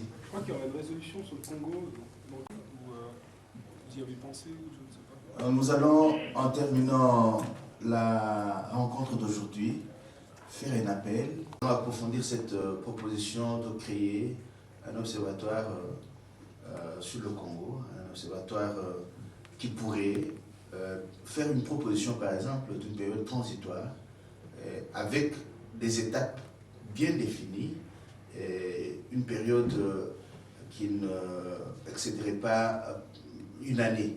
Donc, il y a ces propositions-là, et nous allons les travailler aujourd'hui. En terminant les travaux d'aujourd'hui, nous devons avoir 2, 3, 4 propositions pratiques sur lesquelles nous allons travailler pour le reste de notre temps. Mais cette oui.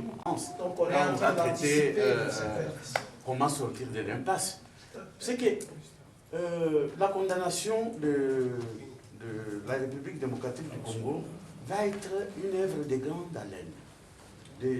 Pour une simple raison que les intérêts géostratégiques pour ces pays sont énormes, ça tout le monde le sait. Alors, il appartiendra à la communauté congolaise, on en parlera encore tout à l'heure, de ne pas laisser cette tribune libre. Nous sommes les seuls qui avaient une instabilité politique chronique depuis 60, mais nous sommes les seuls aussi à avoir laissé la place vide à nos ennemis. Donc, il va falloir maintenant répéter, donc être régulier. À ces sessions, j'en ai parlé avec l'honorable Moutanda. Donc, j'espère qu'il fera passer le message, puisque tous les ennemis de la RDC ont investi le Conseil des droits de l'homme, devenu un haut lieu des stratégies où on fabrique le gouvernement et où on les défait aussi. Voilà. Actuellement, qu'est-ce qui se passe? Solidarité liée au comportement dictatoriaux de leurs États respectifs. Alors, l'Union européenne, par exemple, pour ne pas dire quelques représentants du monde occidental, est très empruntée, puisque les rapports versés par les ONG internationales ne plaident nullement en leur faveur. Alors, qu'est-ce qu'ils font? Ils font la navette, puisque le groupe africain a dit, bon, il reconnaît les élections et le gouvernement, tout et tout. On nous parle de la Cour suprême, qui est, à mon avis, un tribunal fantoche, qui a été condamné déjà par le Conseil des droits de l'homme, il y a plusieurs rapports là-dessus, et on nous parle de cette justice-là aujourd'hui. Et puis l'Union européenne empruntée est en train de faire la navette pour convaincre les groupes africains de modérer leur soutien donc, au régime actuel de Kinshasa. Alors, nous ne savons pas comment ça va être rédigé, mais encore une fois, il faudrait maintenir la pression. Et ce que nous sommes en train de faire aujourd'hui n'est qu'un début, et j'espère que ça sera renforcé. Vous avez posé la question, c'est savoir si nous allons faire quelque chose. En sortant hier, on nous a fait appel. Le président nous a demandé de pouvoir préparer un document qu'il appelait un appel adressé aux Nations Unies, adressé aux partenaires de tous bords, adressé aux dirigeants africains et congolais. Et je pense que ce document, dans sa teneur, tiendra compte de cet aspect de problème et que les uns et les autres pourront trouver une interpellation à travers cela parce qu'il leur sera distribué. Monsieur. Dans ce cadre, je me disais simplement pour compléter ce qui se passe, c'est que ce n'est pas la première fois et ce ne sera certainement pas la dernière fois que le Congo est condamné. Hein, le fonctionnement du Conseil des droits de l'homme qui a pris le relais de la Commission des droits de l'homme a pratiquement chaque année, depuis plus de 20 ans, le Congo dans son agenda. Et je pense qu'il n'y a eu aucune année sans condamnation du Congo. Les degrés maintenant de condamnation et les sanctions réelles, c'est-à-dire les décisions, s'il y aura un observateur, s'il y aura un envoyé spécial, il y a eu, dans le temps, à l'époque de Mobutu, des envoyés spéciaux, il y a eu, après ça a abouti. Donc c'est une condamnation morale et politique, mais qui peut avoir des conséquences claires sur le plan institutionnel. Je pense que le groupe africain, en général, notamment ces dernières années, essaye d'éviter qu'il y ait des mécanismes précis concernant le pays, qui est une condamnation, ils veulent simplement une condamnation générale, ils ne vont pas y échapper. Ils ne vont pas y échapper. Et c'est vrai que c'est toujours un peu ambivalent. Le gouvernement congolais essaiera de dire que si on condamne l'État congolais, c'est en fait condamner le peuple congolais, mais la majorité des ONG discutent encore des ONG, des gens qui sont venus du pays, notamment de l'Est du pays ce matin. La condamnation est toujours une bonne chose, notamment dans la perspective de à la fois la protection des défenseurs des droits de l'homme, maintenant que l'affaire TBA est remontée quand même assez haut et continue à bouger un peu le petit monde du Conseil des droits de l'homme, cela sera fait, mais aussi parce que l'on sait, nous-mêmes quand même ici, je ne pense pas qu'il ne faut pas nous voiler la face, les problèmes du Congo et des Congolais ne vont pas finir aujourd'hui. Donc moi personnellement, bon, je ne serai pas là dans la... Mais qu'est-ce que vous proposez? Dans l'après-midi, j'ai dit simplement, nous devons favoriser cette condamnation. Alors, le problème, elle sera déjà feutrée. Les gens qui défendent le gouvernement sont déjà là. Ce sont les autres gouvernements africains. Que l'Union européenne ou les États-Unis aient leurs propres intérêts, à un moment donné, nous pouvons avoir des intérêts convergents. Pour eux, ils veulent affirmer certaines valeurs. La condamnation, elle sera là, que nous le voulions ou non. Moi, je n'ai pas compris exactement votre argumentation concernant la prétendue honte pour notre pays. La situation de honte, elle est déjà là par les actes gouvernementaux. Et je pense...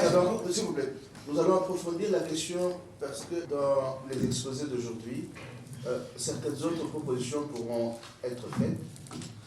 Je prends un exemple simple. Kinjila kazadienda oh mwana mboka Kinjila kazadienda Kinjila kazadienda Tanpe efo Aïwe Zinga Kolasco Wazinge de Londres Kaba Veneno Oshito Aïwe Mkwiza Tunanga